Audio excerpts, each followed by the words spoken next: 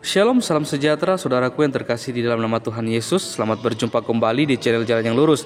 Saya berharap dan berdoa kiranya kita semua tetap dalam keadaan baik, dalam keadaan sehat, dan pastinya tetap berada di dalam perlindungan Tuhan. Saudaraku yang terkasih, di kesempatan kali ini kita akan kembali lagi melihat suatu diskusi yang sangat menarik, yang dimana baru di menit-menit awal saja Ustadz Suma bersama dengan Ustadz Wafi, mereka sudah melontarkan suatu narasi dan tuduhan liar mengenai iman Kristen itu sendiri. Maka dari itu kita akan mendengarkan dan melihat bagaimana tanggapan dan respon bantahan dari teman-teman para apologet Kristen ini. Selamat menyaksikan, kiranya Tuhan Yesus memberkati kita semua. Assalamualaikum warahmatullahi wabarakatuh. Sahabat yang dimuliakan oleh Allah, kembali kita memuji Allah, Tuhan yang Maha Suci, Al-Qudus. Ya, pada siang hari ini kembali kita mengudara untuk menyampaikan berita kebenaran bersama dengan sahabat saya Bang Handi. Saya hanya ingin mengurai apa yang kemudian Allah terangkan di dalam Al-Quran tentang dirinya. A'udzubillahi minasyaitonirrajim. Bismillahirrahmanirrahim. Huwallahu alladzi la ilaha illa huwal malikul quddus salamul mu'minul muhaiminul azizul jabbarul mutakabbir subhanallah amma yusyrikun. Di data ini Allah memproklamirkan dirinya bahwa dialah Allah yang tiada Tuhan selain dirinya. Dialah sang Raja yang maha suci, yang maha suci, yang maha sejahtera, yang mengaruniakan keamanan, yang maha memelihara, yang maha perkasa, maha kuasa dan memiliki segala keagungan. Dialah Allah maha suci dari apa yang dipersekutukan oleh makhluk. Allah Subhanahu wa taala juga menerangkan dirinya dalam beberapa ayat ya tentang bahwa dia itu murni, bersih dari hal yang cacat. Dia menyatakan dirinya bahwa dia adalah esensi yang berdiri sendiri, yang bersih dari kekurangan. Tidak ada padanya sifat kekurangan, tidak ada pada dirinya sifat yang mana itu bisa dikategorikan sebagai sesuatu yang tidak sempurna atau cacat. Al-Quran mengurai seperti yang saya bacakan tadi ya. Wallahu alladzi la ilaha illahu al-malikul quddus. Dialah Maha Raja yang kemudian Maha Suci. Lalu kemudian di ayat lain dikatakan yusabbihu lillahi ma fis samawati wa ma fil ard al-malikul quddus azizul hakim. Senantiasa bertasbih, senantiasa memuji, senantiasa mengingat kepada Allah apa yang ada di langit dan apa yang di bumi. Dialah sang Raja yang maha suci, yang maha perkasa lagi maha bijaksana. Oleh karena itulah kemudian umat Islam di dalam menyembah kepada Allah yang maha suci, Tuhan yang maha suci, itu wajib hukumnya dalam keadaan suci, baik lahir maupun batin. Oleh karena itulah kemudian di Islam ada yang dikatakan syariat. Terkait dengan syariat, umat Islam ketika menyembah Tuhannya, yang pertama umat Islam itu kudu wajib membersihkan jasadnya dulu. Ketika jasadnya itu sudah bersih lahir dan batin, barulah kemudian dia menyembah kepada esensi yang maha suci. Laksana ketika kita ingin bertemu atau ingin menghadap pada pimpinan, tentu orang itu akan memberikan sesuatu yang terindah pada dirinya.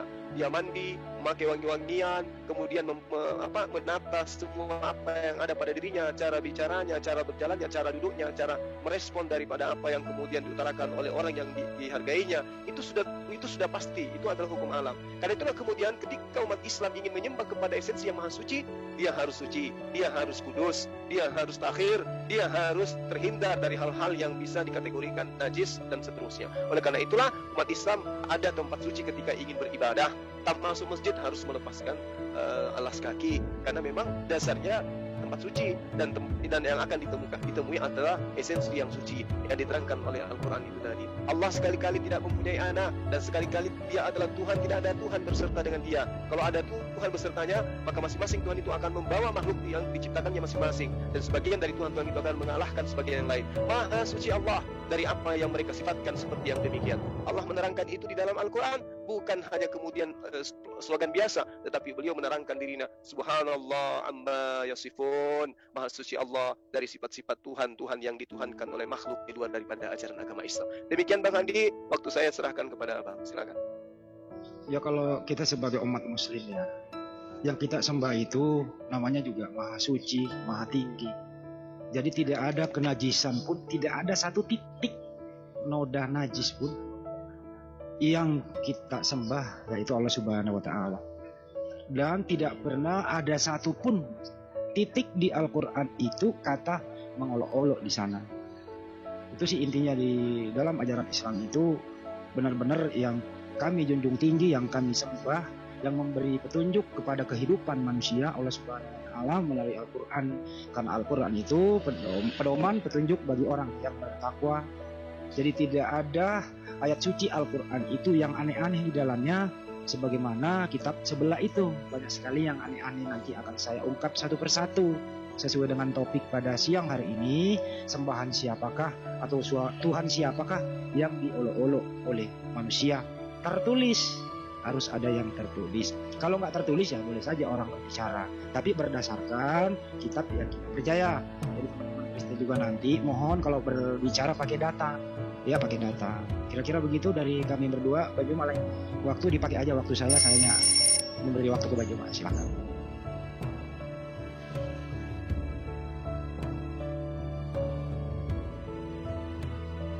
Moderator silakan. Moderatornya mana? Ayo, Buti, Kak Meme, silakan. Silakan Ibu Buti, silakan. Ya.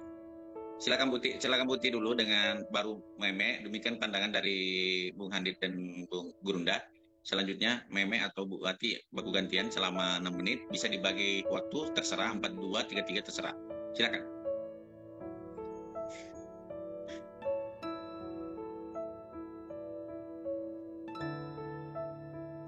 Buti,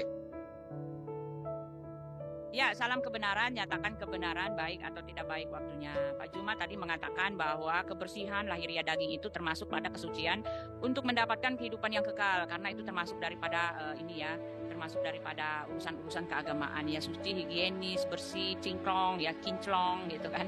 Ya, inilah perbedaan antara kita dengan umat sebelah ya. Karena apa? Orang Kristen ya, mereka menyembah Allah dalam roh dan kebenaran.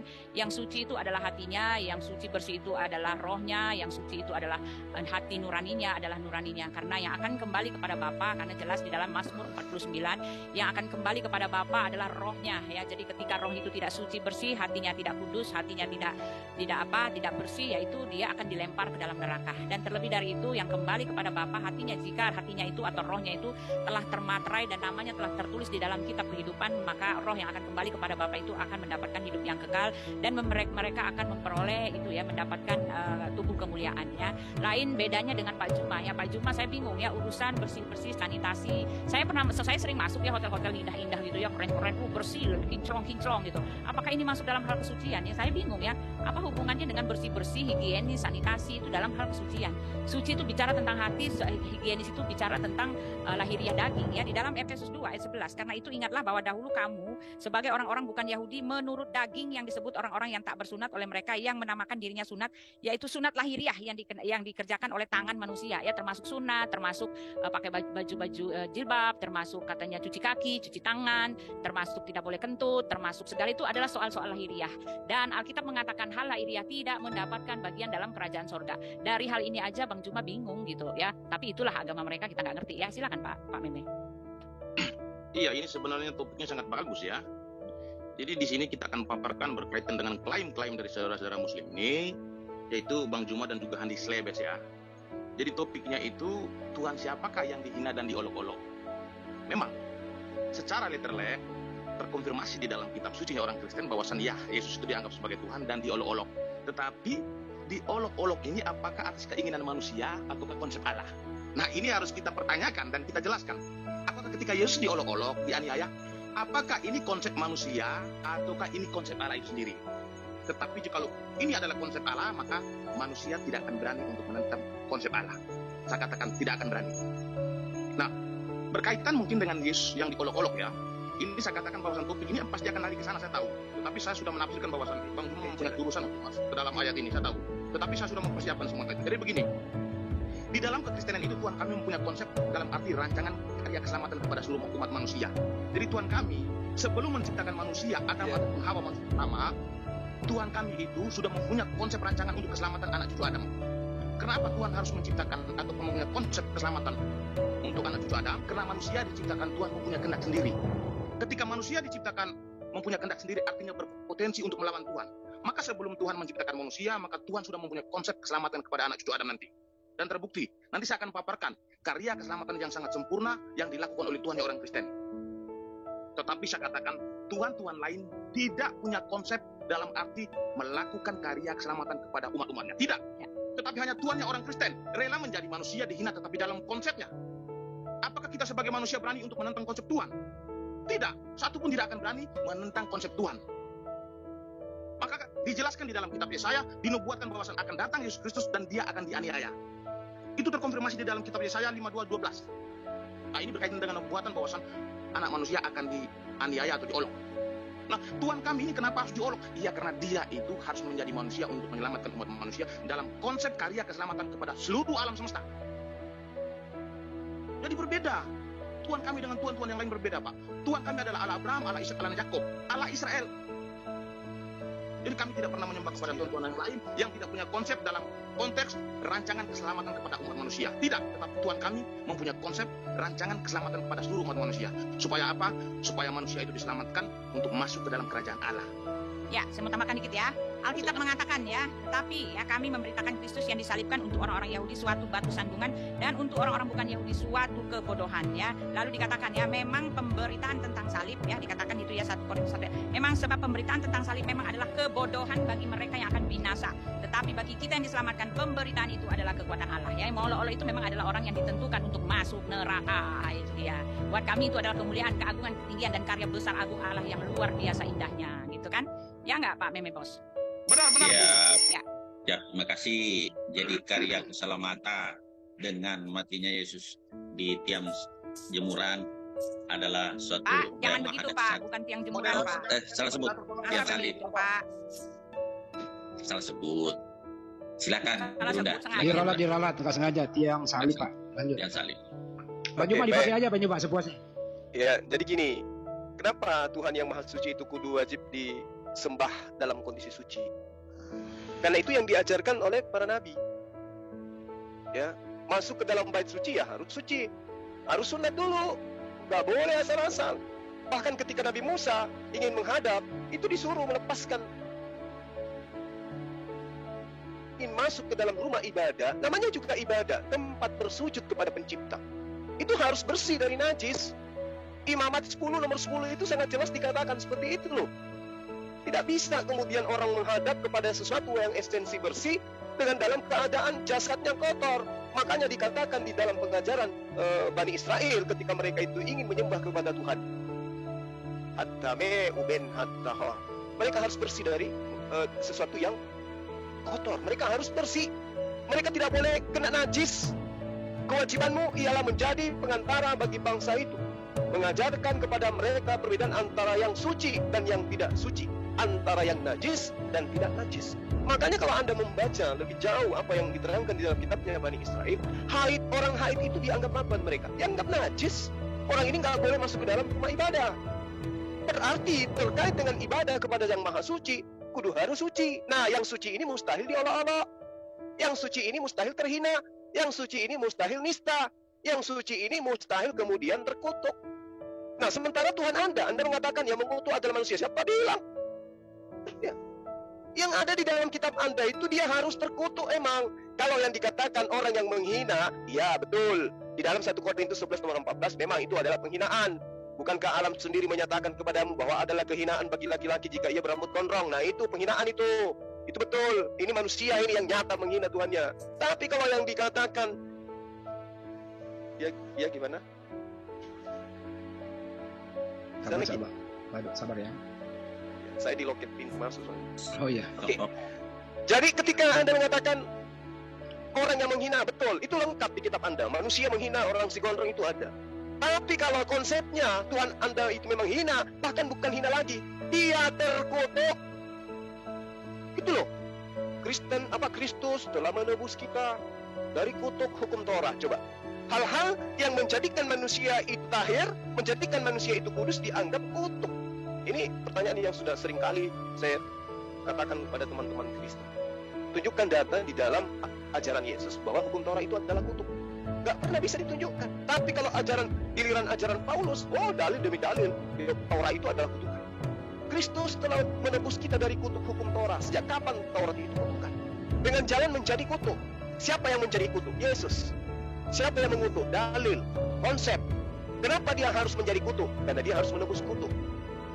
Jadi Tuhan siapa yang diperolok-olok sedemikian rupa kayak begini? Lalu dikatakan sebab ada tertulis, terkutuklah orang yang digantung pada kayu salib. Yang terkutuk ini orang atau apa? Orang. Di mana dia? Kenapa dia terkutuk? Karena dia tergantung di tiang salib. Siapa yang mengatakan itu? Kitab. Kitab apa? Kitab yang dianggap suci. Jadi Kristen sendiri yang menghina, menistakan, mengolok-olok Tuhannya. Kristus, Yesus, telah menebus kita dari kutuk hukum Torah. Dengan jalan apa? Dengan cara mati kutuk. Mati dalam keadaan terkutuk di atas tiang salib. Sebab ada tertulis, terkutuklah orang yang digantung di kayu salib. Ini yang dikutuk ini siapa? Yesus. Masih ada nggak hinaan di atas itu? Masih ada nggak hinaan yang bisa kalian lontarkan untuk Yesus ini? Sementara di Al-Quran jelas dikatakan, Yesus itu adalah manusia yang suci. Dia adalah manusia yang diberi kemudian oleh Allah kedudukan yang maha suci, yang suci di atas manusia yang lain. Qala innama ana rasul bi rabbiki liyahbanikal gulam zakiyah. Dia adalah laki-laki yang suci. Di agama Anda dia adalah laki-laki terkutuk. Sadar nggak? Nggak mungkin. Demikian Bang Andi, silakan. Ya, terima kasih.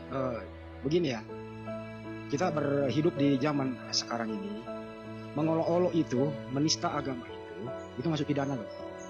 Kalau di ajaran Islam itu sangat dilarang. Yang dijelaskan di surat Taubah ya 9:5-6 itu, siapapun yang mengolok-olok, dia akan kafir selamanya. Risiko loh, akan kafir selamanya. Di samping ada jeratan hukum di negara kita. Jadi nggak boleh ngolok-ngolok itu. Persoalannya adalah teman-teman Kristen, datanya sangat jelas sebagaimana yang diterangkan di Matius 26:31, 27, ya sampai 31, 27 lah. Di sana banyak sekali olok-olokan terhadap Yesus, olok-olokan terhadap Tuhannya begitu. Tapi di zaman sekarang, kalau kita mengolok-olok pasti juga akan menista agama dan dijerat hukum. Persoalannya teman-teman yang ada di Indonesia ini, kenapa nggak melaporkan Bible Anda ke polisi? Ini sangat mengolok-olok orang-orang itu loh. Tuhan gitu. Waduh. Ya, Oke. Tuhan itu loh diolok-olok. Oke, silakan Bu Uti dan Bos Meme. Ada 6 menit Ya, dibagi. saya dulu Silakan. ya. Saya Silakan. dulu. Ya, saya dulu ya. Jadi ini memang framing luar biasa ya, pembodohan publik ya, penipuan kalau saya bilang ya, penyelewengan ayat orang, lalu tepu-tepu ya, manipulasi. Jelas ini manipulasi karena apa? Karena kami orang Kristen yang tahu persis ya, apakah betul kami mengolok-olok ketika kami menyembah Yesus itu dalam roh dan kebenaran, dan kami semua orang yang percaya akan karya keselamatan itu diselamatkan ya, dan semua orang yang dikatakan menghujat Tuhan, menghujat Roh Kudus itu, mereka tidak ada ampunan ya, baik di sorga, baik di bumi, baik pun di mana di akhirat. Karena jelas justru Pak Juma, Pak Handi dan semua orang yang menyangkali bahkan mengolok-olok mentertawakan dia yang tadi malam, bagaimana mungkin ya Tuhan digamparin, digebukin, wah tadi malamnya. Ini jelas menghujat Roh Kudus, ini jelas menghujat anak Allah yang maha tinggi, menentang penguasa yang telah menebus mereka. Alkitab telah mengatakan semua orang yang mentertawakan peristiwa Yesus yang dia dipermalukan, Yesus yang ditombak, Yesus yang dipersekusi di kayu salib itu, semua orang yang mentertawakan itu adalah para penentang penguasa yang telah menebus mereka. Bahkan di dalam Alkitab tadi dikatakan bahwa ya memang pemberitaan salib merupakan kebodohan bagi orang-orang yang akan binasa, yang akan dilempar ke neraka. Karena apa? Karena di balik yang kalian mengatakan diolok-olok, di balik yang dikatakan dipersekusi itu terdapat karya besar tinggi agung, di mana Allah dengan kuasa tertingginya merendahkan diri karena kasihnya itu kepada manusia, merendahkan diri bahkan mengambil rupa sebagai manusia untuk bisa menyerahkan darahnya. Karena oleh darahlah dosa manusia itu bisa dipulihkan. Karena darahlah ya, dan Alkitab mengatakan di dalam Ibrani 9 ayat 22, dan hampir segala sesuatu disucikan menurut hukum Taurat dengan darah ya. Jadi ketika kalian memutar balik fakta, ketika kalian mengatakan kami mengolok-olok, itu adalah penyelewengan, tepu-tepu dari kalian sendiri. Karena apa? Tidak pernah orang Kristen bahkan dikatakan menghujat Allah adalah masuk dalam neraka kekal dan tidak ada pengampunan bagi mereka. Adapun Anda mengatakan Yesus itu adalah terkutuk, memang dia terkutuk di kayu salib karena pada saat dia disalib itu semua dosa-dosa manusia ditimpakan kepadanya. Kemarahan Allah yang harus menghukum dosa itu ditimpakan kepadanya. Ya pada saat itu, setelah itu dia bangkit dan dialah satu-satunya yang tidak ada mayatnya di muka bumi ini. Dan Anda harus mempertanggungjawabkan. Ya, karena dialah yang akan menghakimi seluruh isi dunia ini. Walaupun Al-Quran mengatakan dia hanyalah pertanda, tetapi jelas ya, original konteksnya mengatakan dia adalah wa'ilmu, dialah yang memberikan pengetahuan tentang hari kiamat, dan dialah yang akan datang bukan untuk membunuh babi-babi, tetapi untuk mengumpulkan orang-orang yang tidak percaya kepada dia dan membuangnya ke dalam api neraka yang kekal. Ini faktanya, ini yang tertulis di dalam Alkitab. Ya, silakan Pak Meme. Iya, jadi Bang Jul tadi itu mengutip Galatia 3:13 berkaitan dengan Yesus itu mati terkutuk. Tetapi yang harus dipahami dulu ya, bahwasan begini, berkaitan dengan literal tertulis bahwasan Yesus itu mati terkutuk di tiang salib itu, maknanya harus dipahami dulu. Jadi membaca Alkitab itu tidak secara literal saja, tetapi makna dari ayat tersebut itu harus diresapi, harus dipahami. Jadi saya katakan teman-teman Muslim, menafsirkan Alkitab kami ini dengan sesuka hati, tetapi maknanya tidak tahu. Di dalam perjanjian lama di Bilangan, kitab yang ditulis oleh Musa, Bilangan 21, 22 sampai 23 itu, apabila seseorang berbuat dosa yang sepadan dengan hukuman mati, lalu ia dihukum mati, kemudian kau gantung dia pada sebuah tiang. Jadi makna di dalam gantung di sebuah tiang pada perjanjian lama zaman Musa itu adalah sebuah kutukan dari Tuhan. Tetapi ketika di zaman Yesus, makna dari perjanjian lama adalah sebuah kutukan, tetapi makna ketika Yesus disalib, ketika Yesus berada di tiang salib, makna itu sudah menjadi berubah, menjadi keselamatan. Ini yang dipahami oleh orang Kristen. Jadi makna kutukan yang ada pada zaman Yesus itu menutupi ataupun menyelesaikan kutukan pada perjanjian lama. Jadi maknanya di sini sudah berubah. Ketika perjanjian lama itu maknanya ketika orang hukuman mati itu digantung, tetapi di perjanjian baru Yesus merubah itu semua. Maknanya dirubah. Jadi ketika Yesus digantung di tiang salib, maknanya tidak lagi terkutuk tetapi menjadi keselamatan. Nah, makanya salib itu adalah simbol keselamatan. Tetapi saya katakan Allah Subhanahu wa taala juga di sini diterangkan oleh Muhammad ini terkutuk ya, walaupun secara letterlek tidak ada, tetapi saya katakan ini juga terkutuk. Contoh di Al-Bukhari 6284 ya. Dari Nabi bersabda, tidaklah berzina orang yang berzina ketika ia berzina dalam keadaan beriman, dan tidaklah mencuri orang yang mencuri ketika ia mencuri dalam keadaan beriman. Di sini dikatakan oleh Muhammad bahwa orang yang beriman boleh berzina dan mencuri.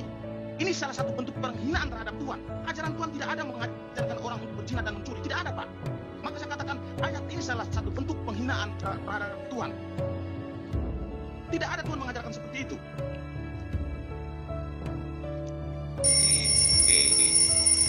Sedikit hadis yang disampaikan tadi mau ditanggapi bahwa dalam keadaan beriman tidak akan pernah orang beriman melakukan itu. Mungkin misinterpretasi. Silakan Bung Andi dan Gurunda. Gimana Bung Andi? Kendap? Suara saya kedengaran, Bang? Kedengaran. Oke. Baik. Jadi hadis yang Anda bawa itu jelas. Tidak mungkin dalam keadaan beriman orang itu mencuri, nggak mungkin dalam keadaan beriman orang itu berzina, gitu loh ya. Itu udah selesai. Lagian yang dibahas di sini adalah tentang Tuhan, bukan tentang Nabi. Nah, Ibu Uti sudah mengakui tadi, memang Yesus itu mati terkutuk. Ya sudah, berarti Yesus itu terkutuk kan? Sementara ketika saudara Meme Bos mengatakan salib itu adalah keselamatan, di mana ilmunya? Dari mana itu dapatnya? 2 Raja-Raja 3 nomor 27. Kemudian dia mengambil anaknya yang sulung, yang akan menjadi raja menggantikan dia, lalu mempersembahkannya sebagai korban bakaran di atas pagar tembok. Tetapi kegusaran besar menimpa orang Israel sehingga mereka berangkat meninggalkan dia dan pulang ke negeri mereka. Apa yang diinginkan oleh data ini? Coba kita lihat di dalam 1 Raja-Raja ya, 1 Raja-Raja 11 nomor 7. Apa yang diterangkan kemudian tentang salib?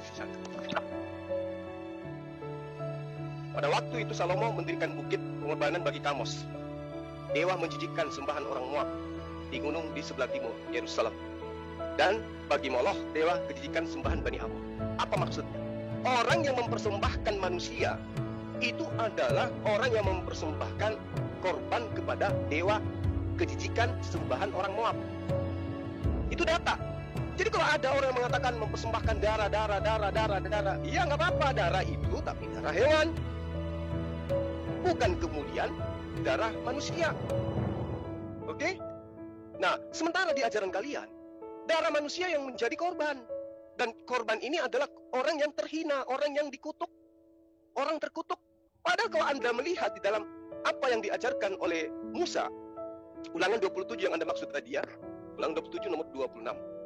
Terkutuklah orang yang tidak melakukan Torah ini dengan perbuatan. Jadi orang yang tidak melakukan Torah dengan perbuatan itu orang terkutuk. Sementara kalian selalu mengaku penganut Torah, tapi mulut itu di mulut aja. Perbuatan kalian tidak sama sekali. Kenapa? Karena diajarkan oleh pendiri agama kalian bahwa Torah itu adalah sengat maut. Torah itu yang menyebabkan manusia jatuh ke dalam maut. Karena itulah Torah ini harus dihapuskan. Dengan cara apa? Dengan cara Tuhan Anda mati terkutuk. Terkutuklah orang yang digantung pada kayu salib. Nah, adakah kami menista? Adakah kami menghina? Atau menafsir? Tidak kan? Ini dalilnya jelas. Terkutuklah orang yang digantung pada kayu salib. Yesus atau bukan? Yesus terkutuk atau tidak? Terkutuk. Jadi Tuhan Anda yang adalah Yesus itu terkutuk di atas tiang salib. Kalaupun ada narasi yang akan Anda bangun, oh itu untuk menyelamatkan, yaitu EGP, itu urusan kalian.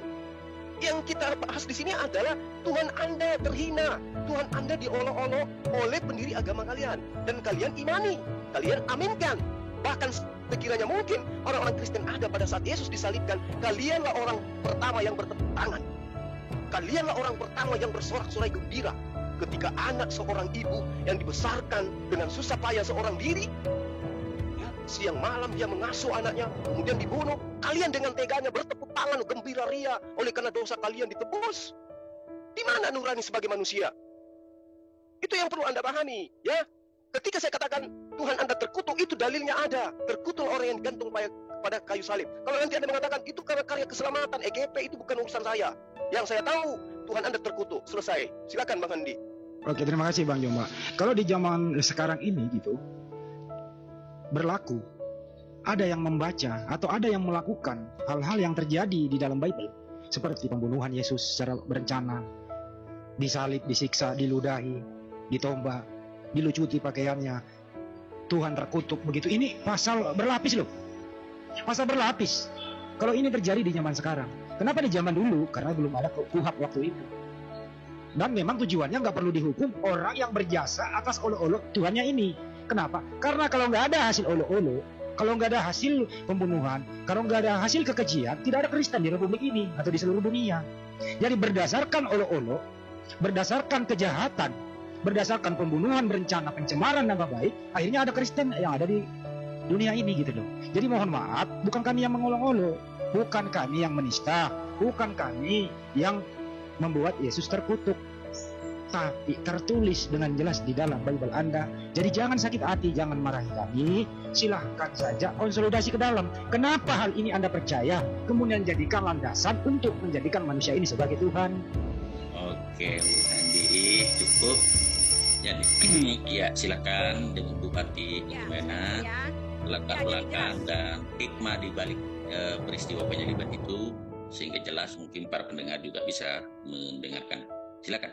Ya, jadi dengan jelas ya Pak Juma melantang ya, dengan lantang mengatakan ya, walaupun ada ya narasi setelah mengatakan terkutuklah EGP, emang gua pikirin. Jadi jelas Pak Juma dan Pak Handi hanya mau mengolok-olok, hanya mau menghina dan melecehkan. Karena apa? Karena jelas Pak Juma berkata sendiri, emangnya gua pikirin gitu kan. Karena apa? Karena di balik kata terkutuk itu bukanlah seperti yang Anda mau ya, bukanlah kami mengutuk, tetapi dikatakan di situ ya, Kristus telah menebus kita dari kutuk hukum Taurat dengan jalan menjadi kutuk karena kita. Sebab ada tertulis, terkutuklah orang yang tergantung di kayu salib. Ya, jadi orang yang tergantung di kayu salib itu ya dikatakan Kristus telah menebus kita dari kutuk hukum Taurat. Dia sedang menebus kami dari kutuk hukum Taurat, di mana dikatakan tidak satu pun orang yang mampu melaksanakan perintah hukum Taurat. Bahkan Nabi Muhammad melanggar semua 10 perintah hukum Taurat itu. Tidak bisa dia jalankan, dan semua orang tidak mampu menjalankan hukum Taurat itu. Oleh sebab itu ya, hukum Taurat yang tidak bisa dilaksanakan itu ditanggung oleh Yesus ya. Hukuman untuk yang tidak bisa dikerjakan itu ditanggung oleh Yesus. Oleh sebab itu kami bersukacita karena kami yang tidak mampu ini, yang harusnya mati di kayu salib, kami menerima pelepasan untuk dosa-dosa kami karena dia telah menanggung itu. Lalu Pak Juma mengatakan EGP, yang jelas gua cuma tahu dia itu terkutuk di kayu salib. Dan inilah pengakuan yang benar-benar bahwa Pak Juma memang hanya ingin mengolok-olok, memang hanya ingin melecehkan, memang hanya ingin tepu-tepu dengan agama orang lain ya. Dia tidak mau tahu apa yang ada di belakang itu, termasuk juga dengan Pak Handi ya. Memang dikatakan ya bahwa kalian mengatakan di dalam Alkitab menista tertulis. Apanya yang tertulis? Kenapa ayat Alkitab yang begini banyak Anda cuma ambil yang terkutuklah, yang tergantung di kayu salib? Lalu yang sebegitu banyak, sebegitu tebalnya Anda mau apakan ya? Jelas Anda hanya mau membuat narasi sendiri, menyangkali ya penebus yang telah menebus kalian ya. Itu dia ya. Yang perlu Anda ketahui, tidak ada keselamatan di luar Yesus ya. Nabi Anda sendiri tidak menjanjikan keselamatan, bahwa dia sendiri sampai sekarang masih sedang minta didoakan ya. Itu artinya dia sendiri tidak punya jaminan untuk keselamatan itu. Sedangkan jaminan keselamatan itu telah dimiliki atau telah diberikan oleh Yesus yang mati di kayu salib itu. Ya, ini adalah konteksnya ya. Lalu ketika Anda lagi mengatakan yang darah-darah itu adalah hewan. Darah hewan itu justru dikatakan oleh Musa adalah gambaran ya. Darah hewan itu adalah sementara saja. Sebelum menunggu hari kedatangan anak anak manusia. Oleh sebab itu Yohanes Pembaptis mengatakan, lihatlah anak domba Allah, ya, kepada Yesus Kristus yang menghapus dosa manusia. Ini konteksnya ya. Jadi ketika kalian mengatakan EGP, emang gua pikirin ya memang karena kalian mengikuti apa yang ada di dalam kitab kalian, penentang penguasa yang telah menebus kalian ya. Bahkan di dalam Alkitab, sebentar Pak Meme ya, sedikit lagi. Di dalam Alkitab ketika orang mengatakannya, sejak waktu itu Yesus mulai menyatakan kepada murid-muridnya bahwa ia harus pergi ke Yerusalem dan menanggung banyak penderitaan dari pihak tua-tua, imam-imam kepala dan ahli-ahli Taurat, lalu dibunuh dan dibangkitkan pada hari yang ketiga. Tetapi Petrus menarik Yesus ke samping dan menegur dia, katanya, Tuhan, kiranya Allah menjauhkan hal itu. Hal itu sekali-kali tak akan pernah menimpa engkau. Maka Yesus berpaling dan berkata kepada Petrus, enyahlah iblis, engkau suatu batu sandungan bagiku, sebab engkau bukan memikirkan apa yang dipikirkan Allah, melainkan apa yang dipikirkan oleh manusia. Pak Juma mengatakan bahwa tempat kami Yesus itu diagungkan. Tidak mungkin dia disalib, tidak mungkin dia diolok-olok. Tapi Yesus jelas mengatakan, karena kalian tidak mengetahui karya besar agung Allah, dan kalian yang menyangkali peristiwa pengolok-olokan itu di kayu salib itu adalah berasal daripada iblis. Ya, iblislah yang menjadi bapakmu Pak Juma, sehingga kamu menyangkali bahwa dia itu datang dari Allah, sehingga kamu menyangkali bahwa dialah penebus dan juru selamatmu. Itu konteksnya. Itu konteks ayat kami ya. Jadi jangan di-framing. Silakan. Ya, Pak Meme. Ya, berkaitan dengan mati terkutuk di tiang salib itu adalah sebuah makna ya. Jadi perubahan makna, jadi makna perjanjian lama itu bahwa seorang mati tergantung di tiang salib itu maknanya adalah terkutuk, tetapi ketika di zaman Yesus itu menjadi berubah menjadi sebuah keselamatan. Jadi sebenarnya saya mau menanggapi berkaitan dengan ketika hukum Taurat tidak dijalani maka orang tersebut akan terkutuk. Nanti saya akan bahaskan, tetapi waktunya terlalu mepet ya. Mungkin saya bahas dulu berkaitan dengan Al-Bukhari 2983 ya. Di sini Nabi bersabda, Jibril berkata kepadaku, siapa yang meninggal dunia dari umatmu dengan tidak menyekutukan Allah dengan sesuatu apapun, maka dia pasti masuk surga atau tidak akan pernah masuk neraka. Beliau bertanya, Muhammad bertanya kepada Jibril ya, sekalipun dia berzina dan mencuri. Jibril menjawab, sekalipun dia berbuat dosa itu. Tidak mungkin Tuhan yang sangat agung ini menyuruh manusia mengajar tentang zina, tentang mencuri. Maka ini adalah sebuah penghinaan terbesar terhadap Tuhan yang dilakukan oleh Muhammad. Tuhan yang sangat agung dituduh mengajarkan tentang zina, tentang mencuri. Ini luar biasa Pak. Ini salah satu penghinaan yang sangat luar biasa. Tetapi di dalam orang Kristen, kami mengagungkan Tuhan kami tidak pernah menghina. Amin. Stop dulu. Baik. Izin Pak Juma, mohon meme bos ditampilkan dulu data Anda itu bisa? Yang Anda barusan bicarakan. Oh, dari tadi Bang Andi ngomong sama Bang Juma, satu data pun tidak ditampilkan loh. Saya menyebutkan Matius 27 sampai 31 ada di sana.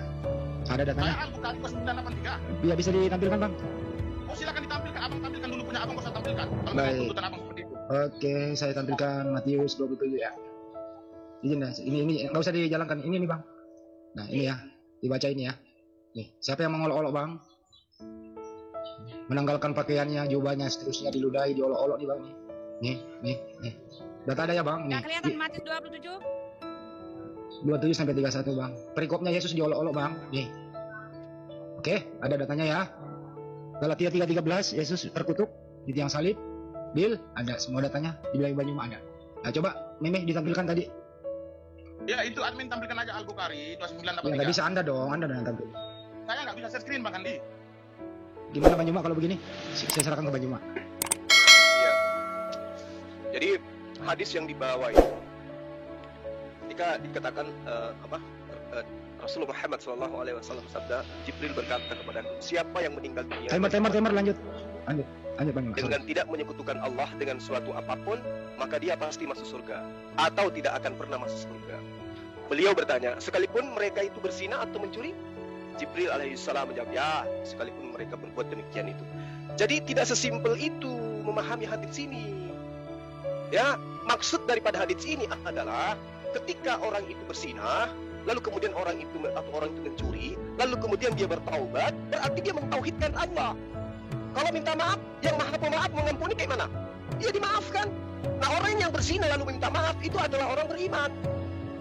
Orang yang berzina lalu kemudian bertaubat dengan taubatan nasuha itu adalah orang beriman. Orang yang tahu jalannya menyembah kepada manusia terkutuk, kemudian dia bertaubat, itu orang beriman. Jadi dikatakan oleh malaikat, siapa yang meninggal dari umatmu dengan tidak menyekutukan Allah, maka dia akan masuk ke dalam surga atau tidak akan pernah masuk ke dalam neraka. Kenapa? Karena dosa-dosanya diampuni sebelum mereka mati. Mereka bertaubat, maka kemudian taubatnya diterima, dihapuskan segala dosa-dosanya, masuk mereka ke dalam surga selama dia tidak menyekutukan Allah. tidak menduakan Allah, tidak menganggap Allah itu ada 3 dan seterusnya. Nggak ada masalah dengan data itu ya. Lalu kemudian terkait dengan apa yang saya uraikan tadi, bahwasanya EGP, lah emang kayak begitu. Yang pada intinya adalah Tuhan kalian itu dihinakan, Tuhan kalian itu dinistakan, dia diolok-olok di dalam kitab Anda. Kalau kemudian kalian membangun narasi, oh dia dihina, dia dikutuk, karena nanti dia akan menjadi Tuhan, karena dia nanti setelah mati, dia bangkit akan menjadi Tuhan, sebagaimana yang tertera di dalam Roma 14 nomor 9, Kisah Para Rasul 2 nomor 37. Ya itu EGP, urusan kalian itu. Kalau nanti Tuhan kalian, manusia yang dihinakan ini kelak menjadi Tuhan, ya itu bukan iman saya, itu iman kalian, itu urusan kalian. Tapi yang menjadi tema kali ini adalah Tuhan siapa yang diolok-olok, Tuhan siapa yang dinistakan, Tuhan siapa yang dihinakan. Makanya dari awal saya membawa data, membawa dalil Allah itu maha suci. Lalu kemudian nih saya kasih rahasia kepada Anda. Yakobus 1 nomor 13. Coba Anda lihat kalau kalian punya Bible di situ, buka.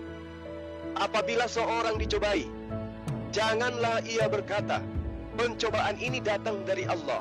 Sebab Allah tidak dapat dicobai oleh yang jahat, dan ia sendiri tidak mencobai siapapun.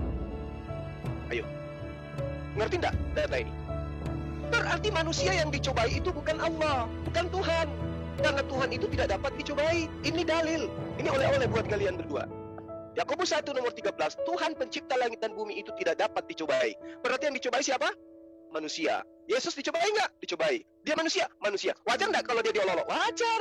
Yang tidak wajar itu kalian yang punya akal, hidup di zaman modern, menyembah kepada manusia. Itu yang tidak logik. Dikasih ilmu, ya, dikasih materi, dikasih fasilitas, udah bisa belajar Bible dengan mudah, tapi masih tetap juga menyembah kepada yang diolok-olok oleh manusia. Salah kalian. Karena Tuhan itu tidak mungkin dicobai. Oleh karena Tuhan tidak mungkin dicobai, Yesus yang dicobai itu bukan Tuhan. Karena dia bukan Tuhan, maka wajar Paulus menistakan dia. Ada satu kehinaan kalau laki-laki itu berambut gondrong. Tuhan kalian berambut gondrong, berarti itu adalah kehinaan. Kalian menyembah makhluk yang hina. Oleh karena itulah kalian tidak punya tempat di surga. Tempat kalian di neraka kekal, karena kalian menyembah kepada ciptaan Tuhan. Gitu loh. Ya, jadi saya tidak mengatakan EGP, saya mengolok-olok, tidak. Saya katakan itu terserah kalian EGP. Yang pasti Tuhan kamu yang manusia itu dihina di dalam kitab kalian. Selesai. Demikian Bang Andi. Ya, di stop dulu sebentar. Di stop, aku mau tampilkan data. Ya. Ya di pause saja ya. Kalau menampilkan data di pause. Kalau mau ditampilkan lagi tadi ada yang bisa bantu Kak? Matius 27 sampai 31. Ya. Biar kita baca supaya ada data gitu ya. Nanti juga coba ditampilkan dong, bisa screen bantu. Matius 27 sampai 31. Ya, jangan dijalankan kalau lagi membaca ya. Begitu juga nanti Ibu Uti sama Meme Bos kalau menampilkan data timer di pause aja ya. Matius 27 sampai 3. Matius 27 nomor 27 sampai 31.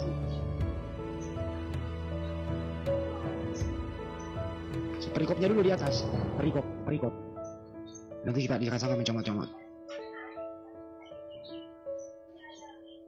Bukan ini. Mana lagi? Bilang Matius 27. Matius 27 nomor 27 sampai 31. Pasalnya? Iya itu. Matius pasal 27. Nomor 27 sampai 31. Ini dia. Ya, coba. Sesudah mengolok-olok dia mereka Perikopnya. Oh ya. Perikopnya tunggu. Yesus diserahkan kepada Pilatus, kematian Yudas. Oke, lanjut. Itu 27 tuh ada perikopnya tuh 27 tuh. Ya. Ada perikop di atasnya tuh. Di atasnya 27 ada perikop. Oke. Yesus diolok-olok. Nah, ini sebentar dulu. Ini kan diolok-olok, ada tertulis di sini. Siapa yang memberi label Yesus diolok-olok? Bukan kami muslim. Silakan kelarin sendiri. Ya, dibaca. Oke. Kemudian serdadu wali negeri membawa Yesus ke gedung pengadilan, lalu memanggil seluruh pasukan berkumpul sekeliling Yesus. Mereka menanggalkan pakaiannya dan mengenakan jubah ungu kepadanya. Mereka mengayam sebuah mahkota. Menganyam. Ya, menganyam sebuah mahkota duri dan menaruhnya di atas kepalanya. Lalu memberikan dia sebatang bulu di tangan kanannya. Kemudian mereka berlutut di hadapannya dan mengolok-olokkan dia, katanya, "Salam, hai Raja orang Yahudi." Mereka meludahinya, dan mengambil bulu itu dan memukulnya ke kepalanya. Sesudah mengolok-olok, mereka menanggalkan jubah itu daripadanya dan mengenakan pula pakaiannya kepadanya. Kemudian mereka membawa dia keluar untuk disalibkan. Oke, satu lagi, biar kita nggak fitnah. Matius 26:31. Matius 26. Markus 14. Markus 14 50 sampai 52. Markus 14 50 sampai 52. Oke. Nah, lalu murid itu meninggalkan dia dan melarikan diri. Ada seorang muda yang pada waktu itu hanya memakai sehelai kain lenan untuk menutupi badannya. Mengikuti dia, mereka hendak menangkapnya, tetapi ia melepaskan kainnya dan lari dengan telanjang. Oke, cukup datanya dulu di sana ya. Saya habiskan waktu saya, boleh? Oke, silakan. Sampai jalankan dulu biar kelihatan. Masih. Oke. Jadi untuk itu ya teman-teman, bukan kami Muslim yang mengolok-olok. Perikopnya sendiri saja di situ tertulis diolok-olok. Ya, jadi jangan EGP dong. Pertahankan itu. Kenapa kalau nggak ada yang tertulis tadi yang ada di layar itu, tidak ada Kristen di dunia ini? Kenapa Yesus memang harus mati? Yesus memang harus seperti itu gitu loh. Menurut Menebos katanya ini bukan kemauan manusia, ini sudah kemauan dari yang di atas. Artinya ada Tuhan lain menghendaki terjadinya Tuhan ini terjadi diolok-olok begitu. Jadi ada Tuhan yang satu menghendaki Tuhan yang satu ini diolok-olok supaya ada orang Kristen. Karena kalau nggak ada pertumpahan darah, tidak ada darah Yesus sebagai menebus dosa, tidak ada Kristen, tidak ada Om Yemi sama Ibu Uti. Jadi jangan sampai sakit hati terlalu dalam kalau kami hanya membaca apa adanya, tidak ditambahi, tidak dikurangi. Ya, nikmatilah hidupmu itu. Karena hasil daripada olok-olok, hasil daripada penghinaan Tuhan, Anda ada sekarang sebagai Kristen. Gitu loh. Jadi jangan sakit hati, jangan sampai patah semangat, lanjutkan perjuanganmu dengan hasil olok-olok Tuhan sehingga Anda ada sekarang ini gitu loh. Semangat terus dengan hasil Tuhan diolok-olok Anda menjadi seorang Kristen. Terima kasih. Ya, Silakan saya. Ibu Uti. Ya, Oke, jadi jelas habis. ya.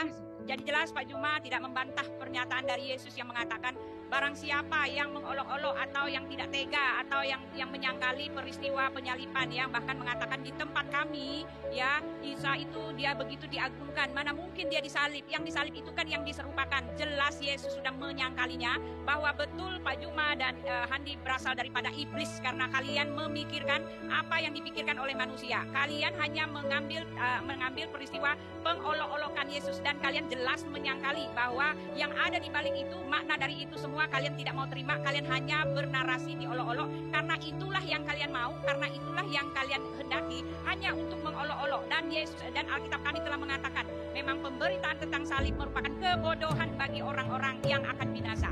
Dan Alkitab tadi Pak Handi mengatakan bukannya kami yang mengatakan diolok-olok, tetapi jelas kamu tadi mengatakan seperti itu dan Anda hanya berkutik di situ ya, karena jelas setelah itu Anda boleh baca ya di dalam Matius ayat yang ke-54, para pengolok-oloknya itu minta ampun.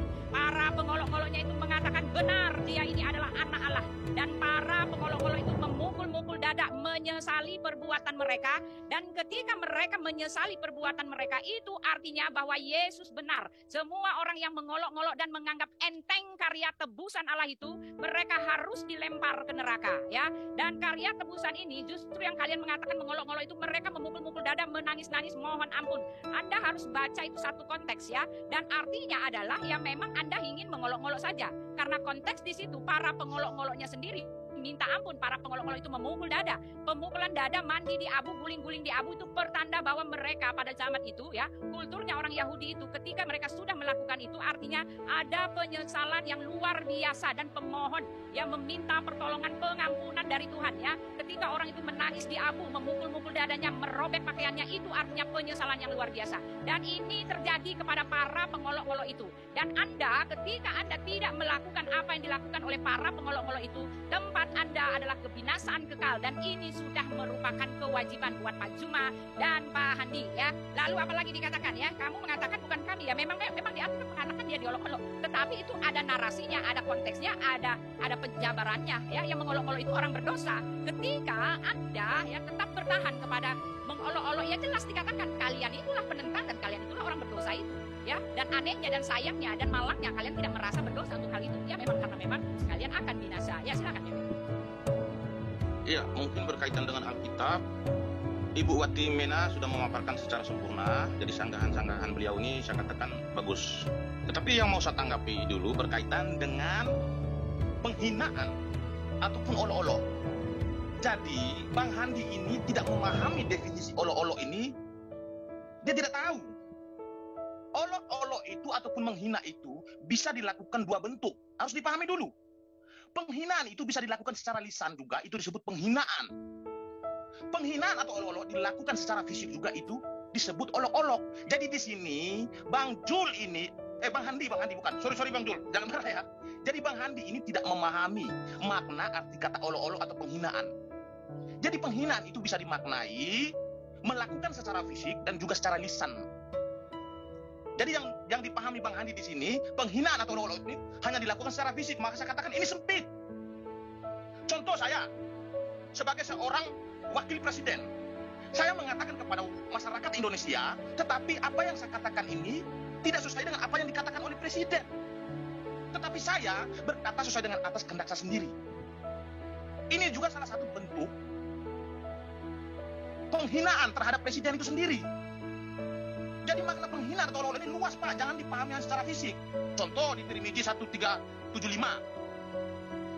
Tuhan yang Maha Agung ataupun presiden, kekuasaan yang sangat luar biasa itu tidak akan mungkin menyuruh wakilnya untuk memberitakan kepada masyarakatnya, ataupun Tuhan yang Maha Kuasa tidak akan mungkin menyuruh nabinya untuk mengajarkan tentang hal-hal yang seperti ini. Tirmidzi 1375 bunyinya begini, barang siapa menggauli binatang maka tidak ada hukuman atasnya. Loh, Tuhan yang Maha Kuasa memerintahkan kepada Muhammad untuk memberitakan firman-Nya bahwasan menggauli binatang tidak ada hukum.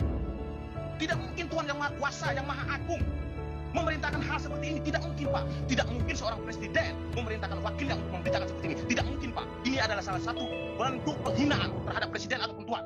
Itu harus dipahami dulu. Jadi makna-makna penghinaan Habis. itu luas. Habis. Ya, habis. Oke, sebelum lanjut ke Bang Joma dulu ya. Izin datanya Meme tadi yang baru saya bacakan, datanya di mana? Tirmidzi 1375. Bisa dibukain?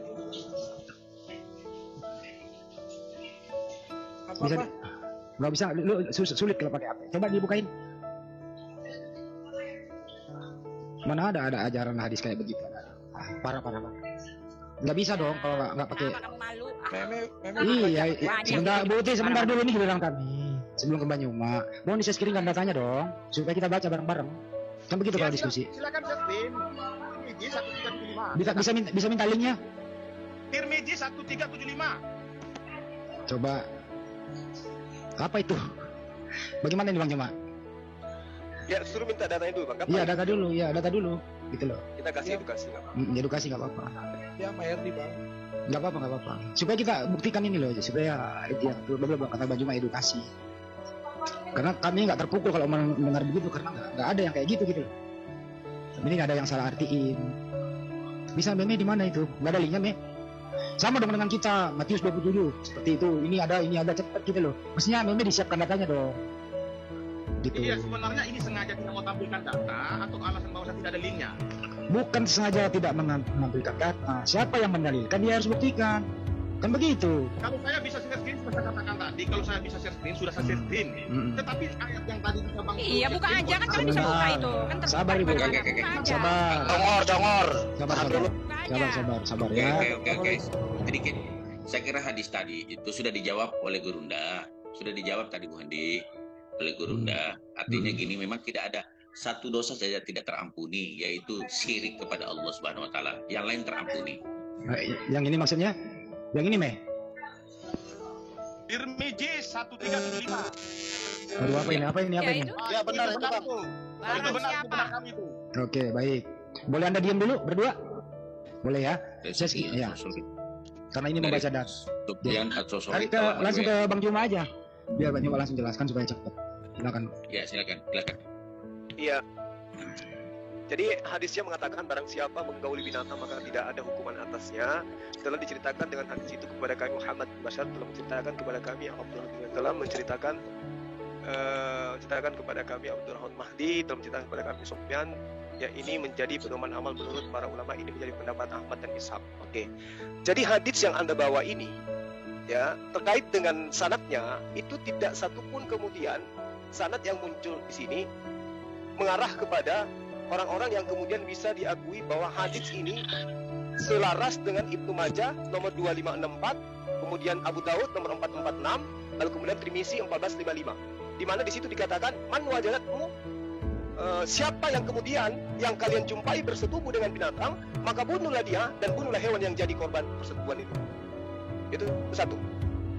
Oke, Tirmizi Tirmizi 1455, Tirmizi Daud, saya lupa.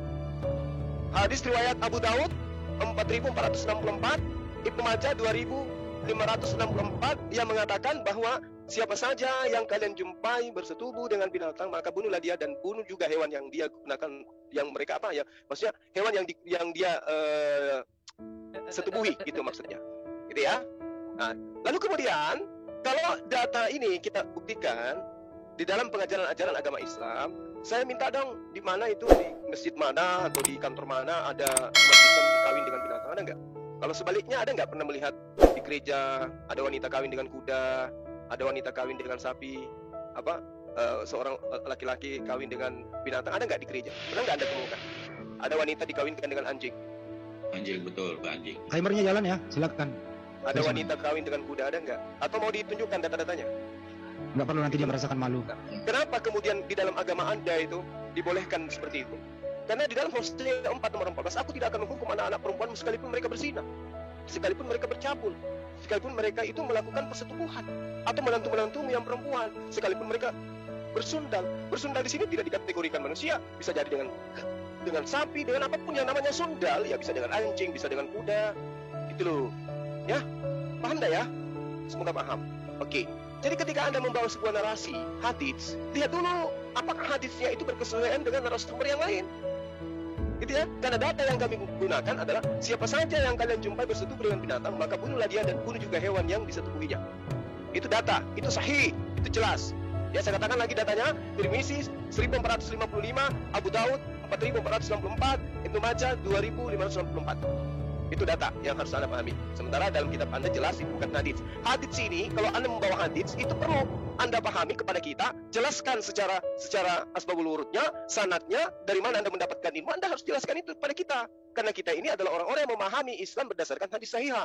Jadi ketika Anda mengajarkan narasi tentang hadits, Anda harus masuk ke dalam materi-materi hadits, ulumul hadits. Kami nggak akan terima, kenapa? Al-Quran kami membantah itu semua. La taqrabus zina. Oke?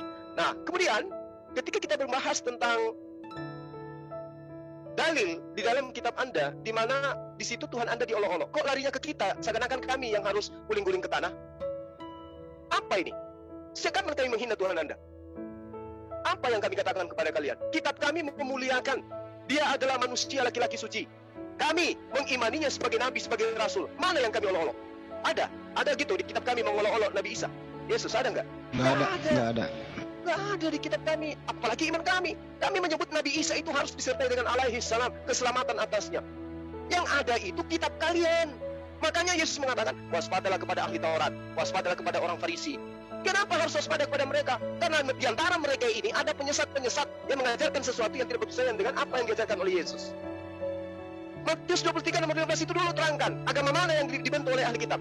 Islamkah atau Kristen? Kan nyata agama kalian yang dibentuk oleh ahli kitab. Dan agama yang dibentuk oleh ahli kitab itu 2 kali lebih jahat daripada ahli kitab sendiri. Kata siapa? Kata Yesus. Di mana itu? Di dalam kitab Anda. Anda percaya? Imani. Kalau Anda percaya, bakar kitabnya. Itu data dalam kitab Anda. Susah kali diajarin. Lalu kemudian ketika Anda mengatakan kami mengolok-olok, kami harus guling-guling, nenekmu kiper. Kapan kami mengolok-olok Yesus? Data yang kami sajikan adalah Yesus, Paulus menuliskan, terkutuklah Yesus yang digantung di tiang salib. Yesus terkutuk nggak? Terkutuk.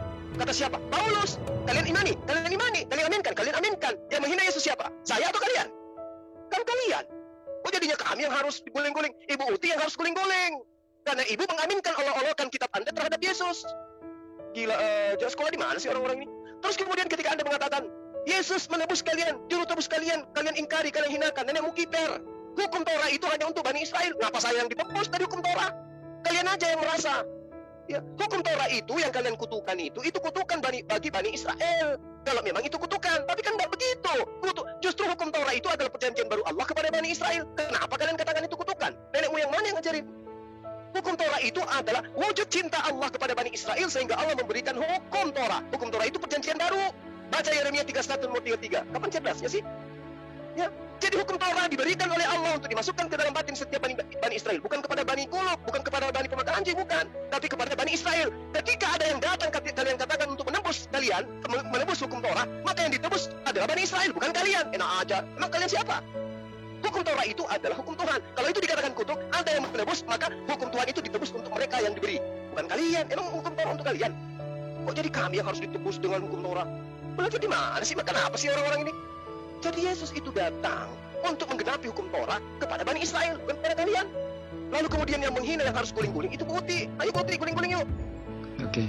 Tadi mana kayak guling-guling, silakan Bang Andi. Sisain dikit, stop dulu.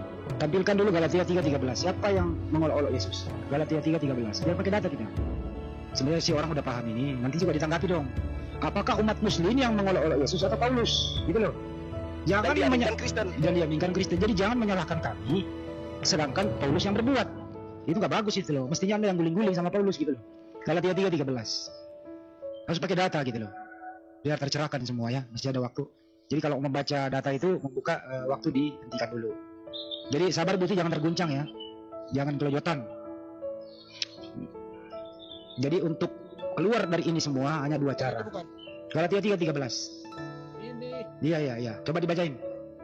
Kristus telah menebus dari kutuk hukum Taurat dengan jalan menjadi kutuk karena kita sebab tertulis. Kutuklah orang-orang yang sebab ada tertulis, terkutuklah orang yang digantung pada tiang salib. Jalankan waktunya. Jadi Yesus itu digantung di tiang salib. Jadi menurut Paulus Yesus terkutuk. Tuhanmu terkutuk menurut Paulus. Kenapa kamu marah sama kami? Marahin Paulus dong. Jangan dianggap rasul, marahin dia. Dia membuat Tuhanmu terkutuk. Makanya salah. Hanya dua cara supaya jangan kalau waktunya biar cepat. Hanya dua cara keluar dari ini semua. Satu begitu ya. Kalau nggak mau berhenti jadi orang Kristen sekarang juga. Kedua, jangan akui sebagian yang ada di Bible itu. Hanya dua cara. Berhenti menjadi orang Kristen sekarang. Kedua, jangan akui yang ada tertulis. Karena yang ada tertulis di sana, yang Anda imani, mengolok-olok Tuhan Anda sendiri. Hanya dua pilihan, Buti sama Om ini. Berhenti jadi orang Kristen saja. Silakan.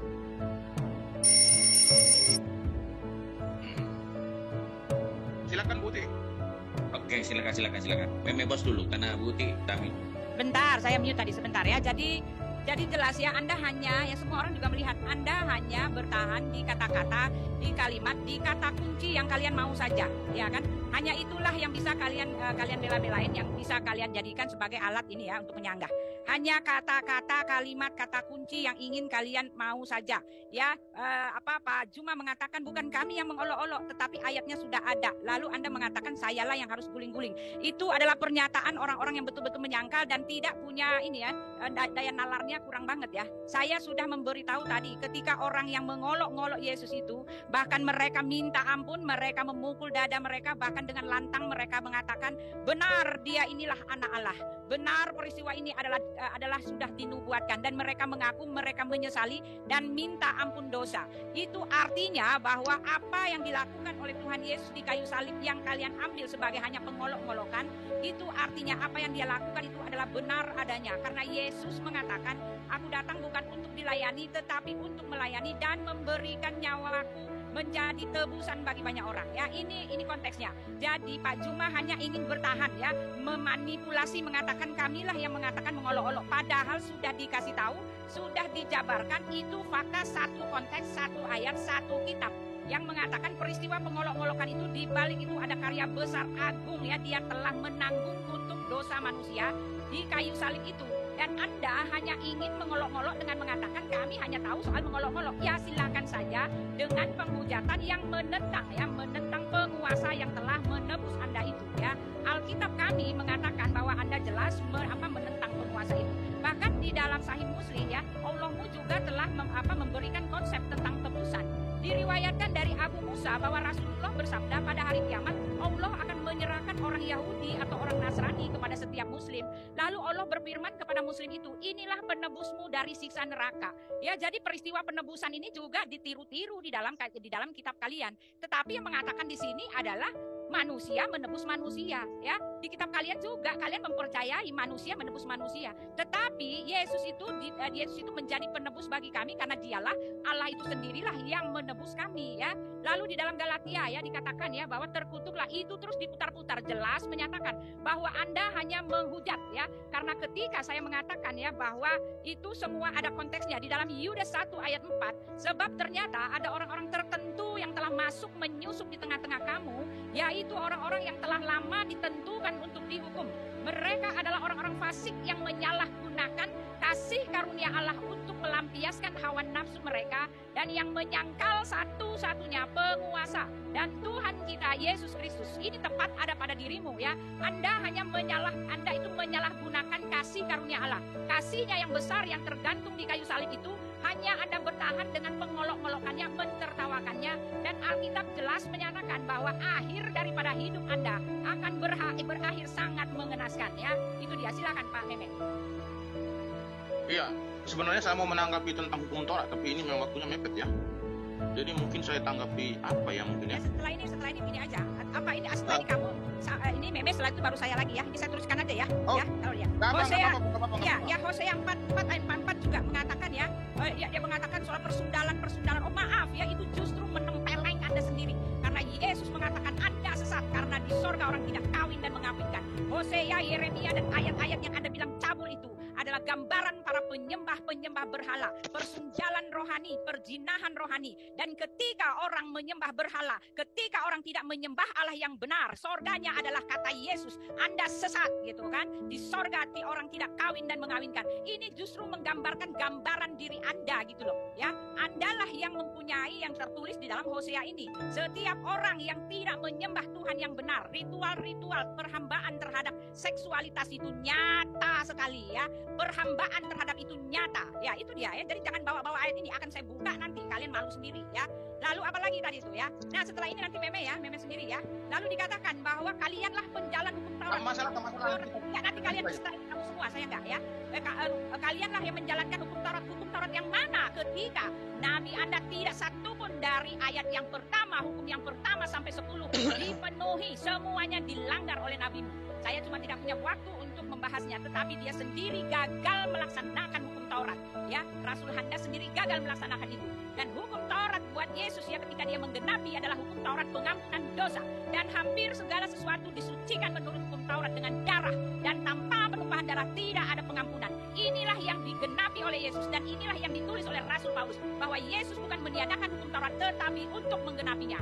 Oke, silakan. Nah, setelah itu Meme ya semuanya ya. Ya, yang kedua nanti ya Meme ya. Nah, nanti bagi aja Bu, nggak apa-apa. Enggak aja, kasihan lama. Banyak emang. Nggak, bagi aja, nggak apa-apa. Oh iya. Biar. Oke, Andi. Menyimak dulu, habisin aja. Sisain dikit aja buat saya. Ya, mentertawakan diri. Dia mengikuti giliran kami dia. Saya sisain dikit aja buat saya. Lanjut. Iya. Jadi apa bilangnya ya? Yang menghina Yesus itu kitab kalian, penulis kitab kalian yang menghina Yesus, dan yang mengaminkan adalah kalian. Kami hanya menunjukkan data itu. Lo kok jadi kami yang salah? Yang terkutuk Yesus, yang menuliskan kitab kalian, penulisnya kalian imani sebagai rasul. Rasul artinya orang yang dekat kepada Tuhan, dan kalian aminkan, bahkan kalian imani. Kok jadi kami yang salah? Kami hanya menunjukkan data yang ada dalam kitab kalian. Karena kita lagi berdebat, kita lagi berdialog.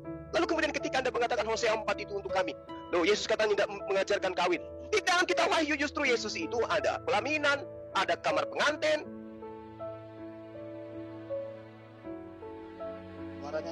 Hilang suaranya. Ada kamar pengantin, undangan udah beredar, bersorak-sorai anak domba, akan menikah, perjamuan anak domba, nggak tahu pasangannya siapa. Ternyata Tuhannya juga punya. Ya ini sebenarnya kalau mau ditulis dari yang kalian pegang, kok jadi kami yang salah gitu loh. Lalu perintahnya kawin dengan pencabulan itu beda. Yang dikatakan kawin itu sah, nikah itu sah, kawin itu sah, itu halal. Yang dikatakan di Hosea itu disuruh bersundal, disuruh melacur dia.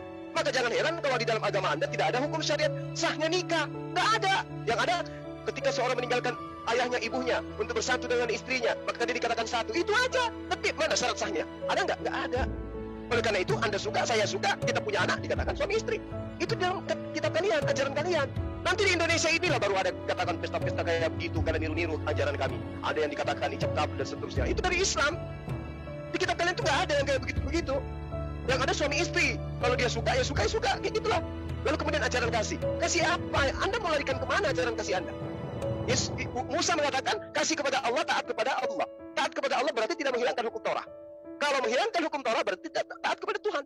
Nah, sekarang apakah di kitab Anda itu menghilangkan Torah atau tidak? Dihilangkan. Dengan cara apa? Dengan cara Yesus, Tuhan kalian yang manusia itu mati terkutuk. Berarti kalian tidak lagi taat kepada Allah, kan? Tidak ada lagi ketaatan kepada Allah. Kemudian yang kedua, taat kepada Yesus. Apa yang dikatakan oleh Yesus? Yohanes 14:15. Kalau kau taat kepada aku, kalau kau kasih kepada aku, kamu akan taati mengikuti segala perkataan dan perintah-perintahku. Ada perintah Yesus kalian lakukan? Nggak ada, kan? Berarti kalian tidak taat kepada Allah, tidak taat kepada Yesus. Nah, kasih kepada manusia. Apa yang Yesus katakan tentang kasih kepada manusia? Matius 5:19. Kalau kasih kepada Allah, Anda akan mengajarkan manusia lain untuk taat kepada hukum Torah. Apa yang kalian mengajarkan demikian? Tidak. Yang kalian ajarkan apa? Yesus mati, terkutuk di atas tiang salib. Dengan cara mati di atas apa? Dengan cara mati di atas tiang salib, maka kutuk hukum Tuhan itu tidak ada lagi. Berarti kalian kasih kepada Allah kagak, kasih kepada Yesus kagak, kasih kepada manusia kagak. Jadi apa yang Anda banggakan sekarang? Yang Anda banggakan sekarang adalah Tuhan kami maha kasih. Dia datang membawa dirinya dan rupa manusia, mati secara hina di atas tiang salib, kemudian bangkit hari ketiga untuk menyelamatkan kami. Itu yang kalian banggakan, kan? Nah itulah. Sekarang yang menghinakan siapa? Yang mengolok-olok siapa? Kitab Anda yang mengolok-olok. Datanya ada, penulisnya yang mengatakan kalian imani, kalian amalkan. Ya nikmatilah itu. Jangan tuduh ke kita. Kalau di kita jelas dalilnya Isa itu adalah manusia suci terkemuka di dunia, di akhirat. Luar biasa bukan? Nah di agama kalian terkutuklah orang yang digantung pada kayu salib. Terkutuklah Yesus yang digantung pada kayu salib. Yesus terkutuk atau tidak? Terkutuk. Kata siapa? Kitab Anda. Bukan kami yang mengatakan itu. Silakan Bang Andi. Iya ya. Yaitu perbuatan Paulus ya. Begini ya. Kedatangan Yesus saja itu sudah tidak diharapkan oleh Yahudi waktu itu ya, bangsa Israel. Jadi yang mau olok siapa? Ya, biang keroknya adalah satu, Kayapas. Memfitnah Yesus. Dua, pelaksana yang berkuasa, tentara Romawi. Jangan salahkan kami. Yang memberontak pertama siapa? Yang membunuh murid-murid. Paulus, yang mantan nabi ini. Semua ajaran baik Yesus dihajar habis oleh Paulus. Waktu itu masih namanya Saulus. Jangan salahkan kami, salahkan Paulus dong. Orang Paulus yang ngomong, Paulus yang bertindak, Paulus yang menulis. Anda yakini sebagai rasul. Ya silahkan berdamai dengan tulisan yang ada di sana. Jangan salahkan kami. Anda yang harus guling-guling Ibu gitu loh.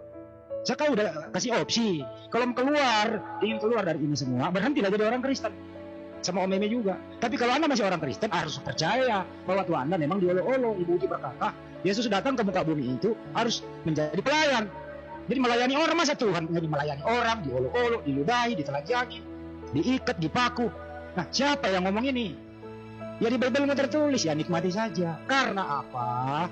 Karena kalau tidak ada olok-olokan, kalau tidak ada cerita dari Paulus, Kristen nggak ada. Sekali lagi saya ulang.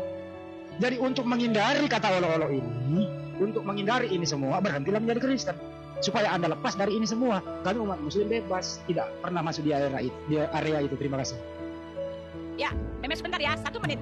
Ya, silakan. Ya, jadi jelas ya, yang tertulis di Bible itu bukan Yesus diolok-olok, tetapi yang tertulis di Bible itu saya sudah kasih tahu. Orang yang mengolok-olok dia berhak atau dilempar ke neraka. Kalau Anda tidak minta ampun dosa, Anda akan dilempar ke neraka ya. Yang tertulis di Alkitab yang mengatakan terkutuklah Yesus yang digantung di kayu salib, bukan menyatakan bahwa dia itu memang terkutuk, tetapi lewat kematiannya di kayu salib, penyelamatan besar-besaran telah dinyatakan. Itu yang tertulis dan Anda tidak mau menerima apa yang saya katakan, apa yang tertulis di Alkitab, apa yang menjadi narasi di Alkitab dan yang adalah konteksnya seperti itu, Anda tolak habis-habisan dari tadi. Itulah yang saya maksud bahwa Anda lah yang mengolok-olok dia, ya, tanpa mau menerima penjelasan, ya, karena memang Anda memang diperintahkan untuk menyatakan telah kafirlah orang yang menyatakan Isa adalah Tuhan. Pengolok-olokan kalian yang paling besar telah tertulis dalam kitab kami. Kalian menentang penguasa yang telah menembus kalian dan kalian adalah anti Kristus terbesar karena telah dikatakan, ya, telah kafirlah orang yang menyatakan Isa adalah Tuhan. Kalian mengaku-ngaku bahwa kalian mengagung-agungkan Isa, tetapi menurunkan derajat derajatnya ya. Kalau kalian mengatakan Isa itu adalah Yesus,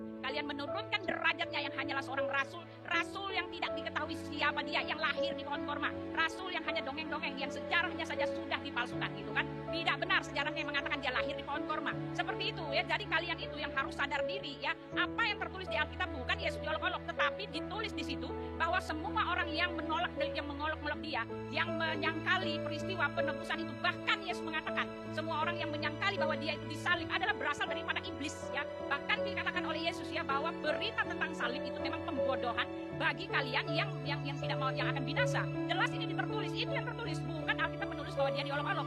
Ya kalian menyelewengkan tepu ayat orang dari tadi gitu loh ya. Silakan Pak.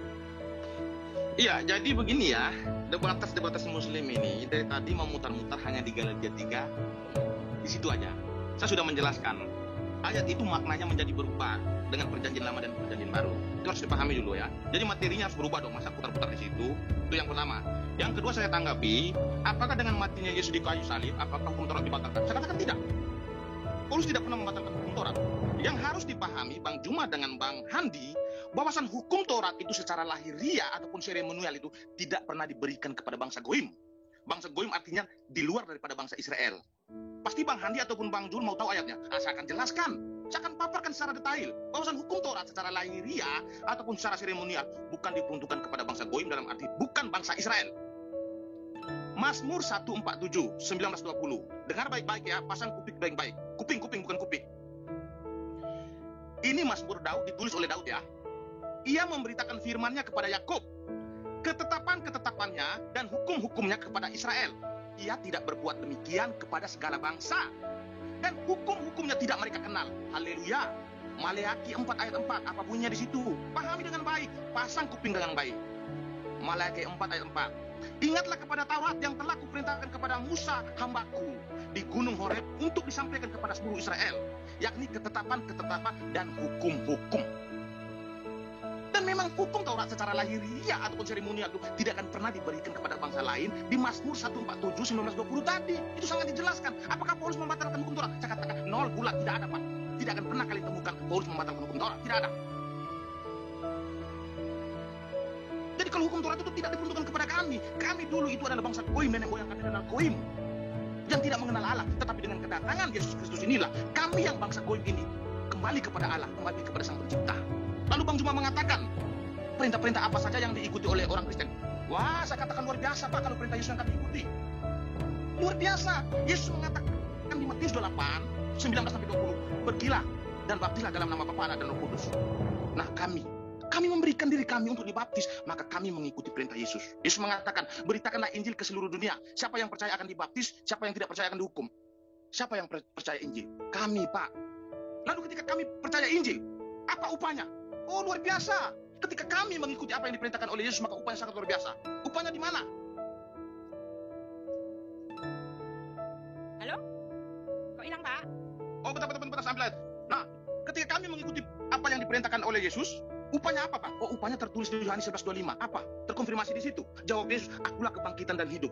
Barang siapa percaya kepadaku, ia akan hidup walaupun ia sudah mati. Dan Amin. setiap orang yang hidup dan yang percaya kepadaku tidak akan mati selama-lamanya. Ini janji Yesus. Ketika kami mengikuti apa yang diperintahkan oleh Yesus, apakah Anda mengikuti? Anda akan dihukum konsekuensinya. Tetapi kami tidak. Kami mengikuti apa yang diperintahkan oleh Yesus.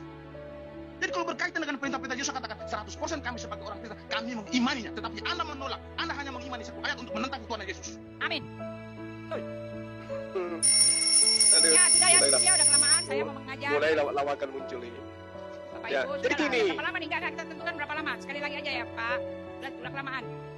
Jadi kalau Jam Anda loh, mengatakan Pak Anda udah tidak 2 jam. percaya, Ntar dulu. Ibu Uti kalau mau udahan Anda silakan nggak mengatakan- apa-apa. Kalau ibu mau udahan. Ya, Udah. udahan ya. Kalau Pak Anda Meme, silakan. Bang udah Andi. Pak Meme udahan aja biar aja. Bang Andi, saya ikut deklarasi. bukti aja lah, soalnya saya juga ada. Ya, Iya, silakan, nggak mereka apa-apa. menghibur diri Pak, menghibur diri. Ya semua udah dibuka. Ya dengerin dulu dong. Terakhir kan kita. takut, dengerin dulu. Yang lain Saya sebentar. mengajar Closing lah, asli demi closing. Tuhan. Aku bilang aku mau mengajar. Tuhan Yesus tahu saya tidak berbohong. Ya karena memang saya Ya sudah nggak apa-apa silakan. Menit Yang lagi, lain 6 kalau menit. mohon ya, bukan ini, bukan modus, bukan. Benar saya harus Ya nggak apa-apa. Silakan Ibu Uti. Ya, Silakan nggak terima ada kasih masalah. teman-teman. Oke, Ya, oke. maaf salah kata. Nggak closing dulu ya, Bu. Nggak usah Bu. kalau nggak perlu Pak. Closing juga nggak perlu ya. Ya kita kabur ya, bukan kabur waktu Iya, saya iya. ya. Karena saya Iya, bekerja, iya, Pak. udah. Saya ini bekerja Ya, tolong yang lain jangan. Nggak boleh. Ya, 6 menit Bang Andi. Ya, lanjut Bang Juma. Pakai aja semuanya kalau memungkinkan, silakan. Iya. Jadi saudara-saudara Kristen yang dikasih ya, kalau Anda mengatakan Anda percaya kepada Yesus, maka tidak mungkin Anda mengaminkan hinaan dan olok-olokan orang-orang Yahudi terhadap Yesus. Gak mungkin. Gak mungkin kalian akan menjadi Kristen kalau kalian percaya Yesus. Gak mungkin. Kenapa?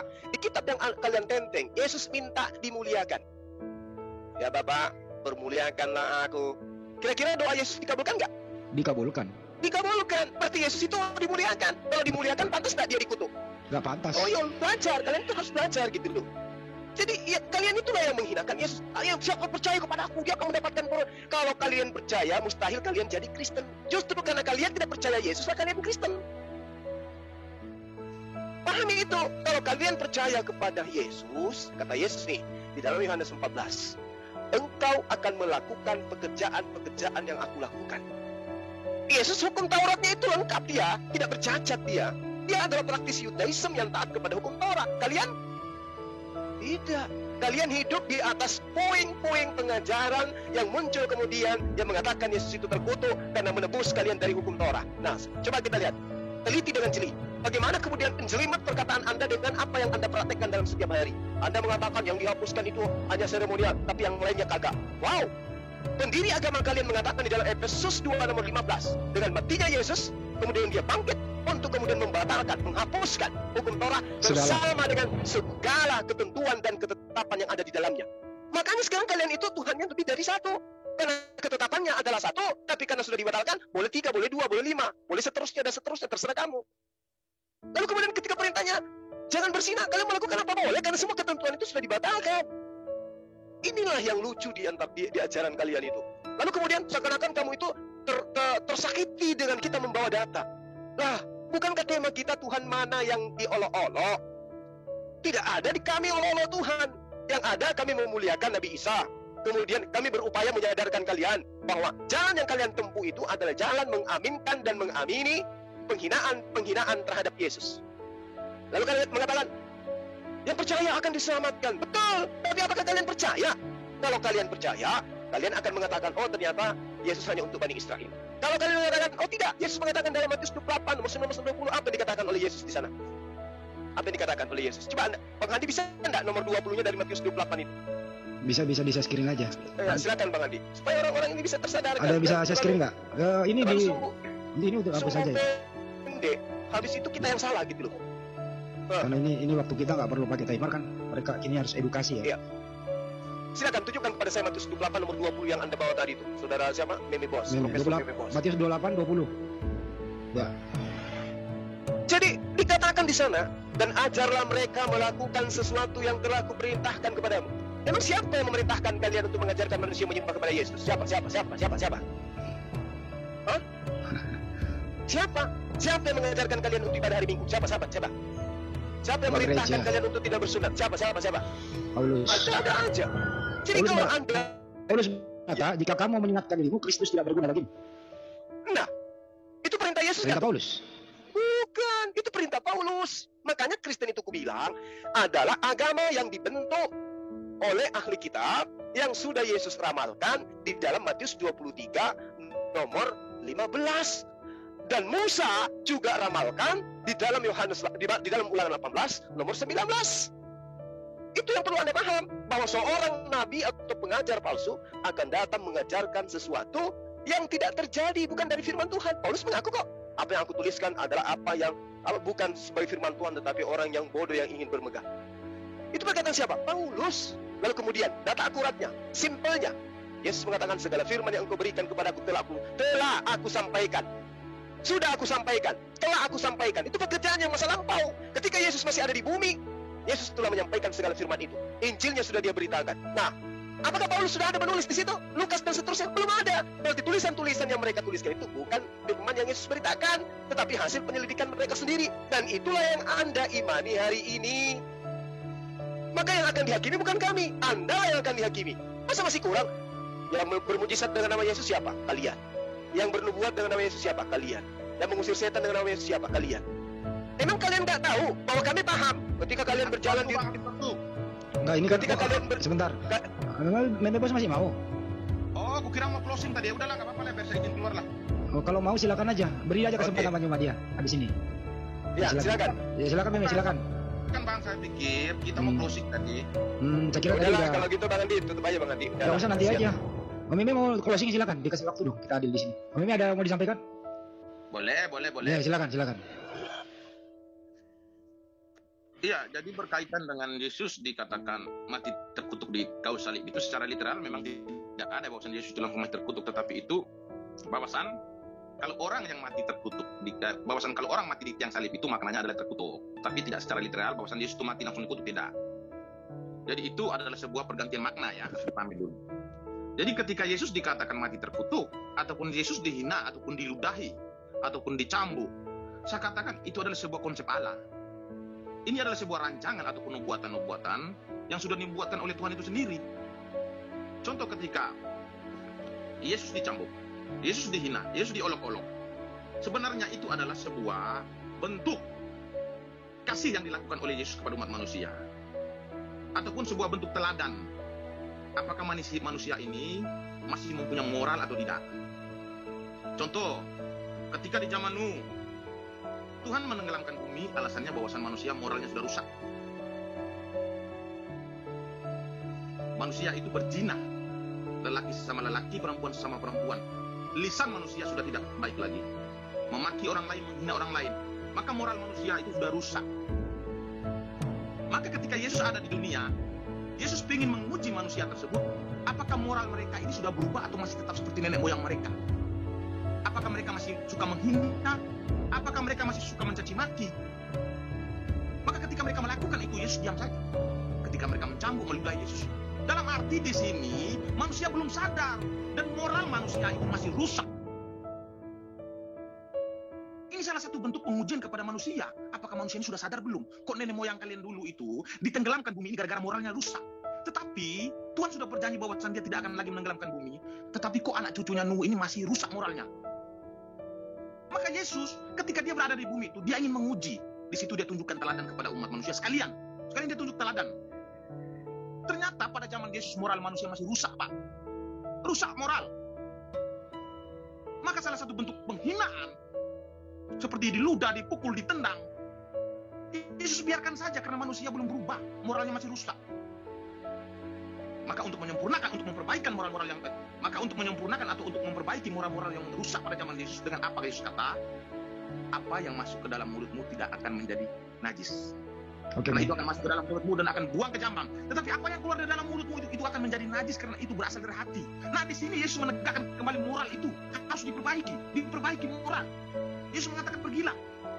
Kasihlah sesamamu seperti engkau mengasihi dirimu sendiri. Oke, Oh, habis ya. Oh, ya, Nah, saya mau nanya Anda dikit aja. Waktu rusak moral di situ, apakah Paulus juga termasuk moralnya rusak? Kalau pada zaman itu rusak moral, saya katakan tidak semua ya. Jadi, kalau Paulus rusak moralnya juga kan? Oke, benar-benar sambil ayatnya. Ya rusak bro, dia memberontak, dia membunuh lingkungannya. Abang jangan just dong. Ya kan Paulus membunuh waktu itu. Ya, rusak moralnya. Oke, pertanyaan abang, ketika Yesus datang ke bumi untuk menegakkan kembali moral, apakah Paulus manusia? Khususnya Paulus termasuk moralnya rusak. Udahlah kalau gitu. Iya, pertanyaannya, apakah Paulus termasuk moralnya juga rusak karena dia membunuh juga, memberontak? Ya makanya ini kan saya menjawab, tidak boleh memotong seperti itu. Oke, lanjut. Apakah ketika Yesus berada di bumi untuk memperbaiki moral manusia seperti yang sudah dilakukan Tuhan pada zaman Nuh, apakah manusia semua itu rusak moral? Saya katakan tidak. Saya nggak nanya manusia lain, saya nanya Paulus aja. Kalau abang tidak mau dialog yang rapi, saya tidak mau, bang. Oke, lanjut. Ketika zaman Nuh, moral manusia rusak, maka Tuhan menenggelamkan bumi, dalam arti dia harus memperbaiki lagi manusia tersebut. Dan terbukti Tuhan menyisakan Nuh dengan anak-anak dan juga menantu dan istrinya. Tuhan berharap bahwa keturunan Nuh ini moralnya akan diperbaiki. Tetapi pada kenyataan rusak. Saking rusaknya moral manusia, Tuhan hanya memilih sebuah bangsa untuk menjadi umatnya. Karena terlalu rusak moral, Pak. Nah, ketika di zaman Yesus, moral manusia di dunia itu banyak yang rusak, Pak. Tetapi ada sebagian dari orang Israel moralnya tidak rusak. Seperti yang dijelaskan di Matius 16:4. Apa punya di situ? Jawab Yesus, aku diutus hanya kepada domba-domba yang hilang dari umat Israel. Artinya domba-domba yang hilang dari umat Israel artinya domba-domba yang sudah tersesat. Artinya sebagiannya tidak rusak. Nah, Paulus apakah dia rusak? Oh, Paulus tidak, Pak. Dia bagian daripada Sanhedrin. Dia bagian daripada mahkamah agama Yahudi. Dia tidak rusak moralnya, Pak. Oke, baik. Kalau Paulus tidak rusak moralnya, apakah membunuh, memberontak, menganiaya para murid itu termasuk moral yang baik atau moral rusak? Paulus ini. Bang, waktu saya udah mepet, Bang. Saya izin keluar. Oke, nggak apa-apa. Nggak usah dijawab. Nambahin. Ya, ini tambahin sebelum ke Banyuma ya, silakan. Oke ya, jadi ini si Meme ini dari kemarin sebetulnya ini yang kemarin diulang-ulang lagi yang bikin dia mengapa-ngapa. Padahal udah katakan, tonton lagi apa yang dikatakan oleh Anwar Jen. Anwar Jen saja sudah mengakui betapa rusaknya Bible karena ada 50.000 korup di sana. Tadi dia mengatakan, Yesus katanya bagian dari Sanhedrin. Buka dong dalam Sanhedrin. Bagaimana Hilal menjadi seorang guru pengajar? Jauh berbeda, bertolak belakang dengan apa yang Yesus lakukan. Hilal itu seorang yang bijaksana, seorang yang lemah lembut. Apakah Hilal ini gurunya ini? Buka lagi lah di Sanhedrin, Meme. Kamu ini ada nggak terdata di dalam Sanhedrin itu yang namanya Saul itu? Nggak ada ya. Kemudian tadi dia juga mengatakan, Yesus mengatakan, jadikanlah murid-murid ini semua bangsa-bangsa menjadi muridku dan baptislah di atas nama Bapa, Putra dan Roh Kudus. Ini adalah kebodohan umat Kristen. Padahal di dalam Matius sendiri sudah dikatakan bahwa Yesus hanya diutus untuk Bani Israel, dan di dalam Matius pasal 10 ayat 5 Yesus sudah mengatakan melarang 12 muridnya untuk menyimpang ke bangsa-bangsa lain atau masuk ke dalam kota Samaria. Lah ini suruh masuk ke semua bangsa-bangsa, Asia saja tidak begitu kan. Terus tadi dia mengatakan kami selalu mengikuti ajaran Yesus maka kami mendapat apa? Hidup yang kekal.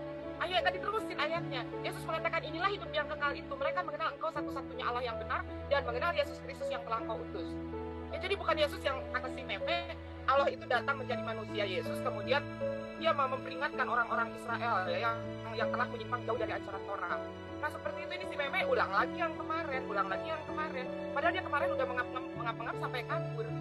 Nah ini Uti juga kayak begitu, kayaknya nggak puas dengan jawaban kemarin, diulang lagi hari ini dengan lawan yang berbeda. Padahal jawaban akan sama, yang keluar dari mulut Uti akan sama dengan yang keluar dari mulut Bang Suma, akan sama dengan yang keluar dari mulut Bang Handi, begitu kan? Karena kita berbicara berdasarkan dalil, tapi apa yang terjadi dengan mereka? Mereka utak-atik dalil yang sudah ada di dalam kitab mereka sendiri, sehingga semuanya jadi terperintir. Padahal dia sendiri yang mengatakan, kami melakukan ajaran Yesus sehingga upahnya apa? Wow, luar biasa, kata si Meme. Kami diberikan hidup yang kekal. Tapi dia nggak mau melanjutkan dalilnya. Hidup yang kekal itu apa? Mereka mengenal engkau satu-satunya Allah yang benar dan mengenal Yesus Kristus yang telah engkau utus. Nah seperti itu, ini banyak sekali nih dari tadi perintiran-perintiran ayat baik itu yang dikatakan Uti tadi mengenai masalah yang terkutuk di kayu salib. Sudah jelas dikatakan, Paulus mengatakan Yesus itu siapa? Terkutuklah manusia yang mati di kayu salib sehingga ada terusannya, sehingga tanah sangat menajiskan darahnya. Makanya kenapa pada saat Yesus disalib itu mereka langsung menguburkan Yesus. Seperti itu. Jadi mereka menolak dari kitabnya sendiri. Mereka berdebat sebetulnya tidak sedang berdebat dengan Muslim. Mereka mendebat isi kitabnya sendiri gitu loh. Dari kemarin diputer-puter, kemudian ayatnya ditafsirkan sesuai katanya riset dia si Meme. Apakah ayat-ayat dalam Bible itu harus nurut dengan risetnya si Meme? Kan nggak mungkin. Inilah perbedaan yang Umi katakan. Islam dengan Kristen, umat Islam sangat tunduk kepada kitab sucinya. Tapi apa yang terjadi dengan Kristen, kitab suci harus tunduk dengan pemikiran-pemikiran mereka. Seperti itu. Silakan Bang Handi. Iya, Bang Juma dulu dong, habisin dulu Bang Juma, silakan. Saya terakhir. Ya Bang Handi. Iya. Ya, jadi saya hanya mau mengatakan bahwa kita tidak pernah menghina ataupun mengolok-olok. Ya, Nabi Isa yang datang kepada Bani Israel dengan membawa Injil yang kemudian namanya mereka sebut dengan nama Yesus, itu adalah manusia yang suci. Manusia yang suci, dia terkemuka di dunia di akhirat. Jadi tidak ada ruang bagi kita umat Islam untuk menghina, untuk mengolok-olok, apalagi mengaminkan data-data di dalam kitabnya teman Kristen. Makanya ketika saya ditanya, apakah kamu percaya Biblos itu adalah firman Tuhan? Saya katakan tidak. Apakah kau percaya bahwa Biblos itu adalah kebenaran? Saya katakan tidak. Terus kenapa engkau mengambil datanya? Untuk menyadarkan kalian. Nah, kita tanya orang Kristen, apakah kalian mengimani Biblos sebagai firman Tuhan? Ya. Sejauh mana? Ya, pokoknya dari kitab Kejadian sampai Wahyu itu adalah firman Allah. Anda mengimani? Ya. Berarti Anda percaya Yesus itu terkutuk sesuai dengan data itu? Ya, pasti dia percaya. Meski sebagai manusia, kodratnya menolak itu. Tapi Ibu Uti dan juga Saudara Meme sudah mengiyakan bahwa memang Yesus itu terkutuk di atas tiang salib, tapi maknanya berubah.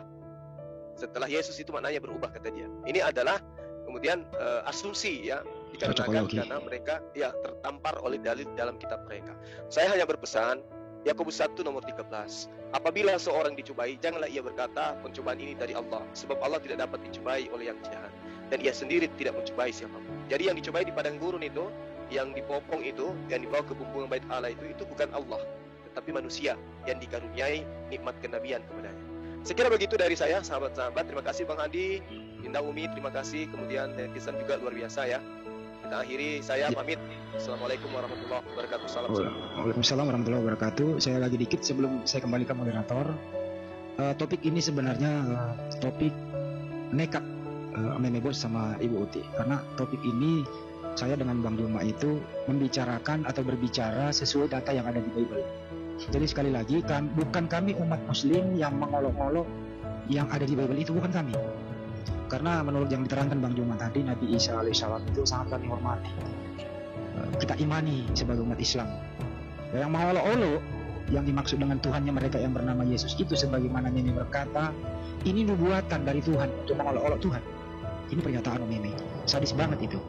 Siapa sih biangnya, siapa sih tokoh di balik ini semua? Pertama adalah ya memang kaum Yahudi atau Kayapas yang menjadi otak pelaku bagaimana memfitnah Yesus. Kemudian bekerja sama dengan Pilatus, tentara Romawi, bagaimana mencelakakan Yesus. Timbullah fitnah di sana sini. Kenapa? Apa itu fitnahannya? Tertulis di Bible.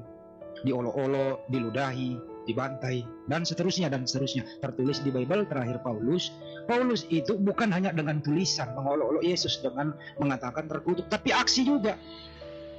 Paulus dengan jelas di Bible itu aksi. Apa aksinya Paulus? Ya, ajaran tauhid Yesus itu, di samping dia mengolok-olok dengan catatan tulisannya yang ada di Bible, dia juga aksi menganiaya, membunuh, memberontak. Bahkan misi terakhirnya perjalanan dia ke Damsyik itu masih misi olok-olok, masih misi penganiayaan.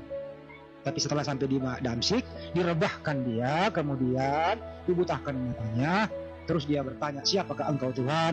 Mendengarkan suara dari mana begitu. Ingat itu teman-teman ya. Jadi sekali lagi, topik ini membuat Meme Bos dan Ibu Uti sebenarnya sangat-sangat terpukul.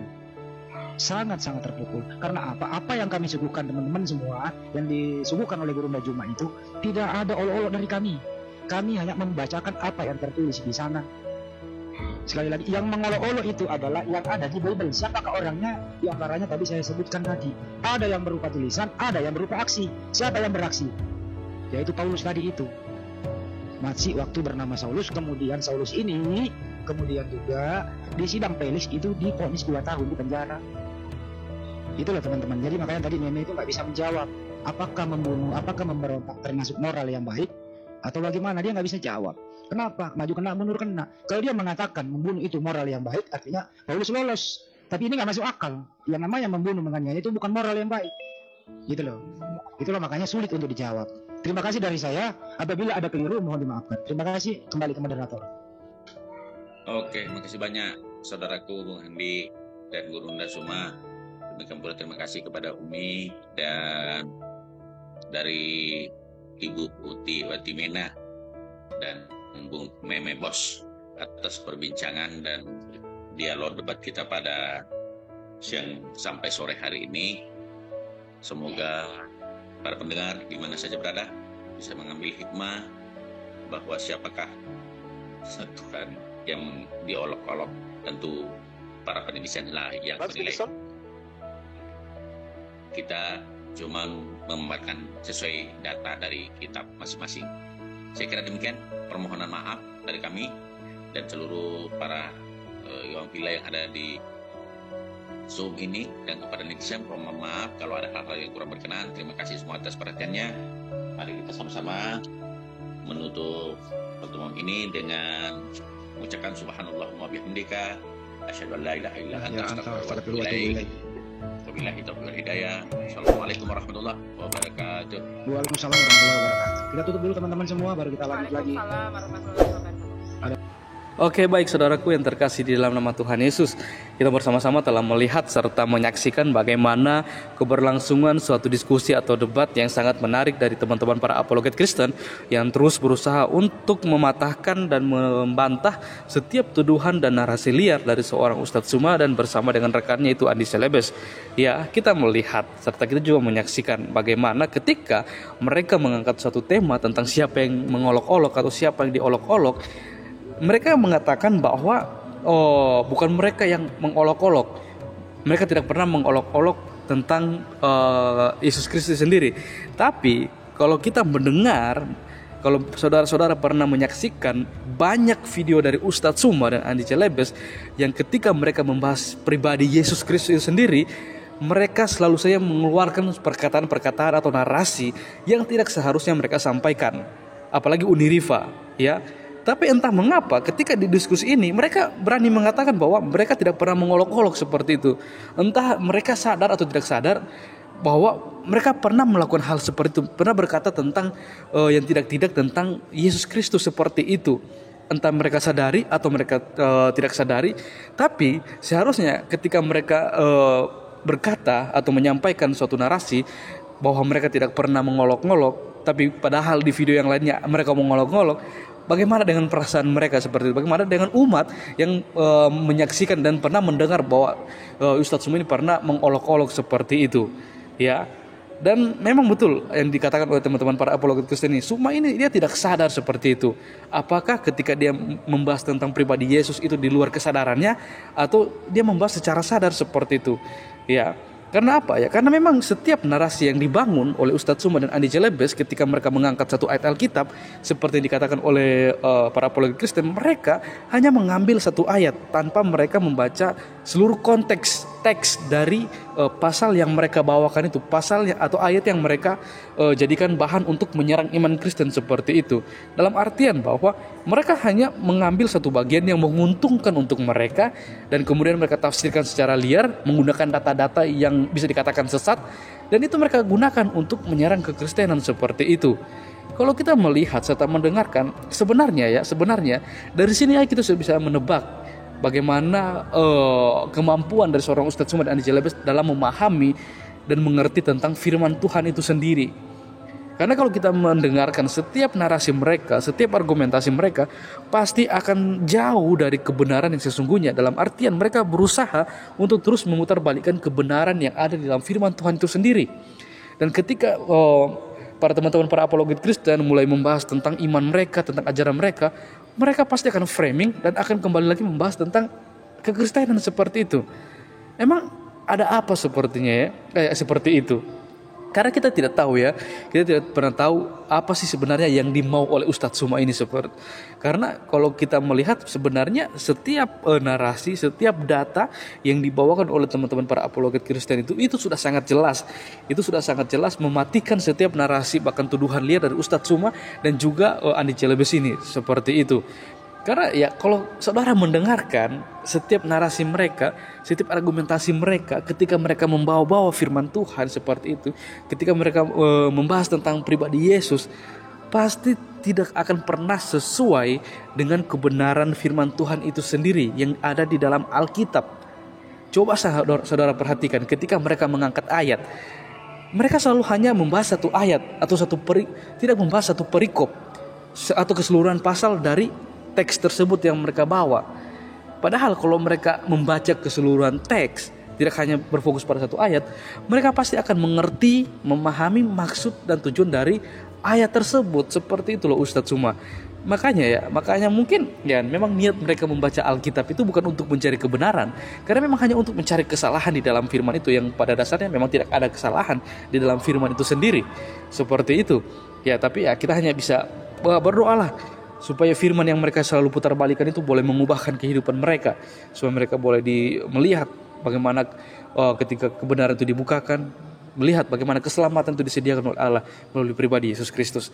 Kita terus berdoa untuk teman-teman para apologet Kristen, para hamba Tuhan dimanapun mereka berada, yang mereka juga terus berjuang untuk meluruskan setiap tuduhan-tuduhan dari teman-teman para polemikus ini, supaya mereka juga terus dipakai Tuhan secara luar biasa. Mereka boleh terus diberkati Tuhan, ditambah-tambahkan hikmat, dan dimanapun mereka berada, mereka boleh menjadi terang, garam, dan berkat di sekeliling mereka, dan nama Tuhan dipermuliakan.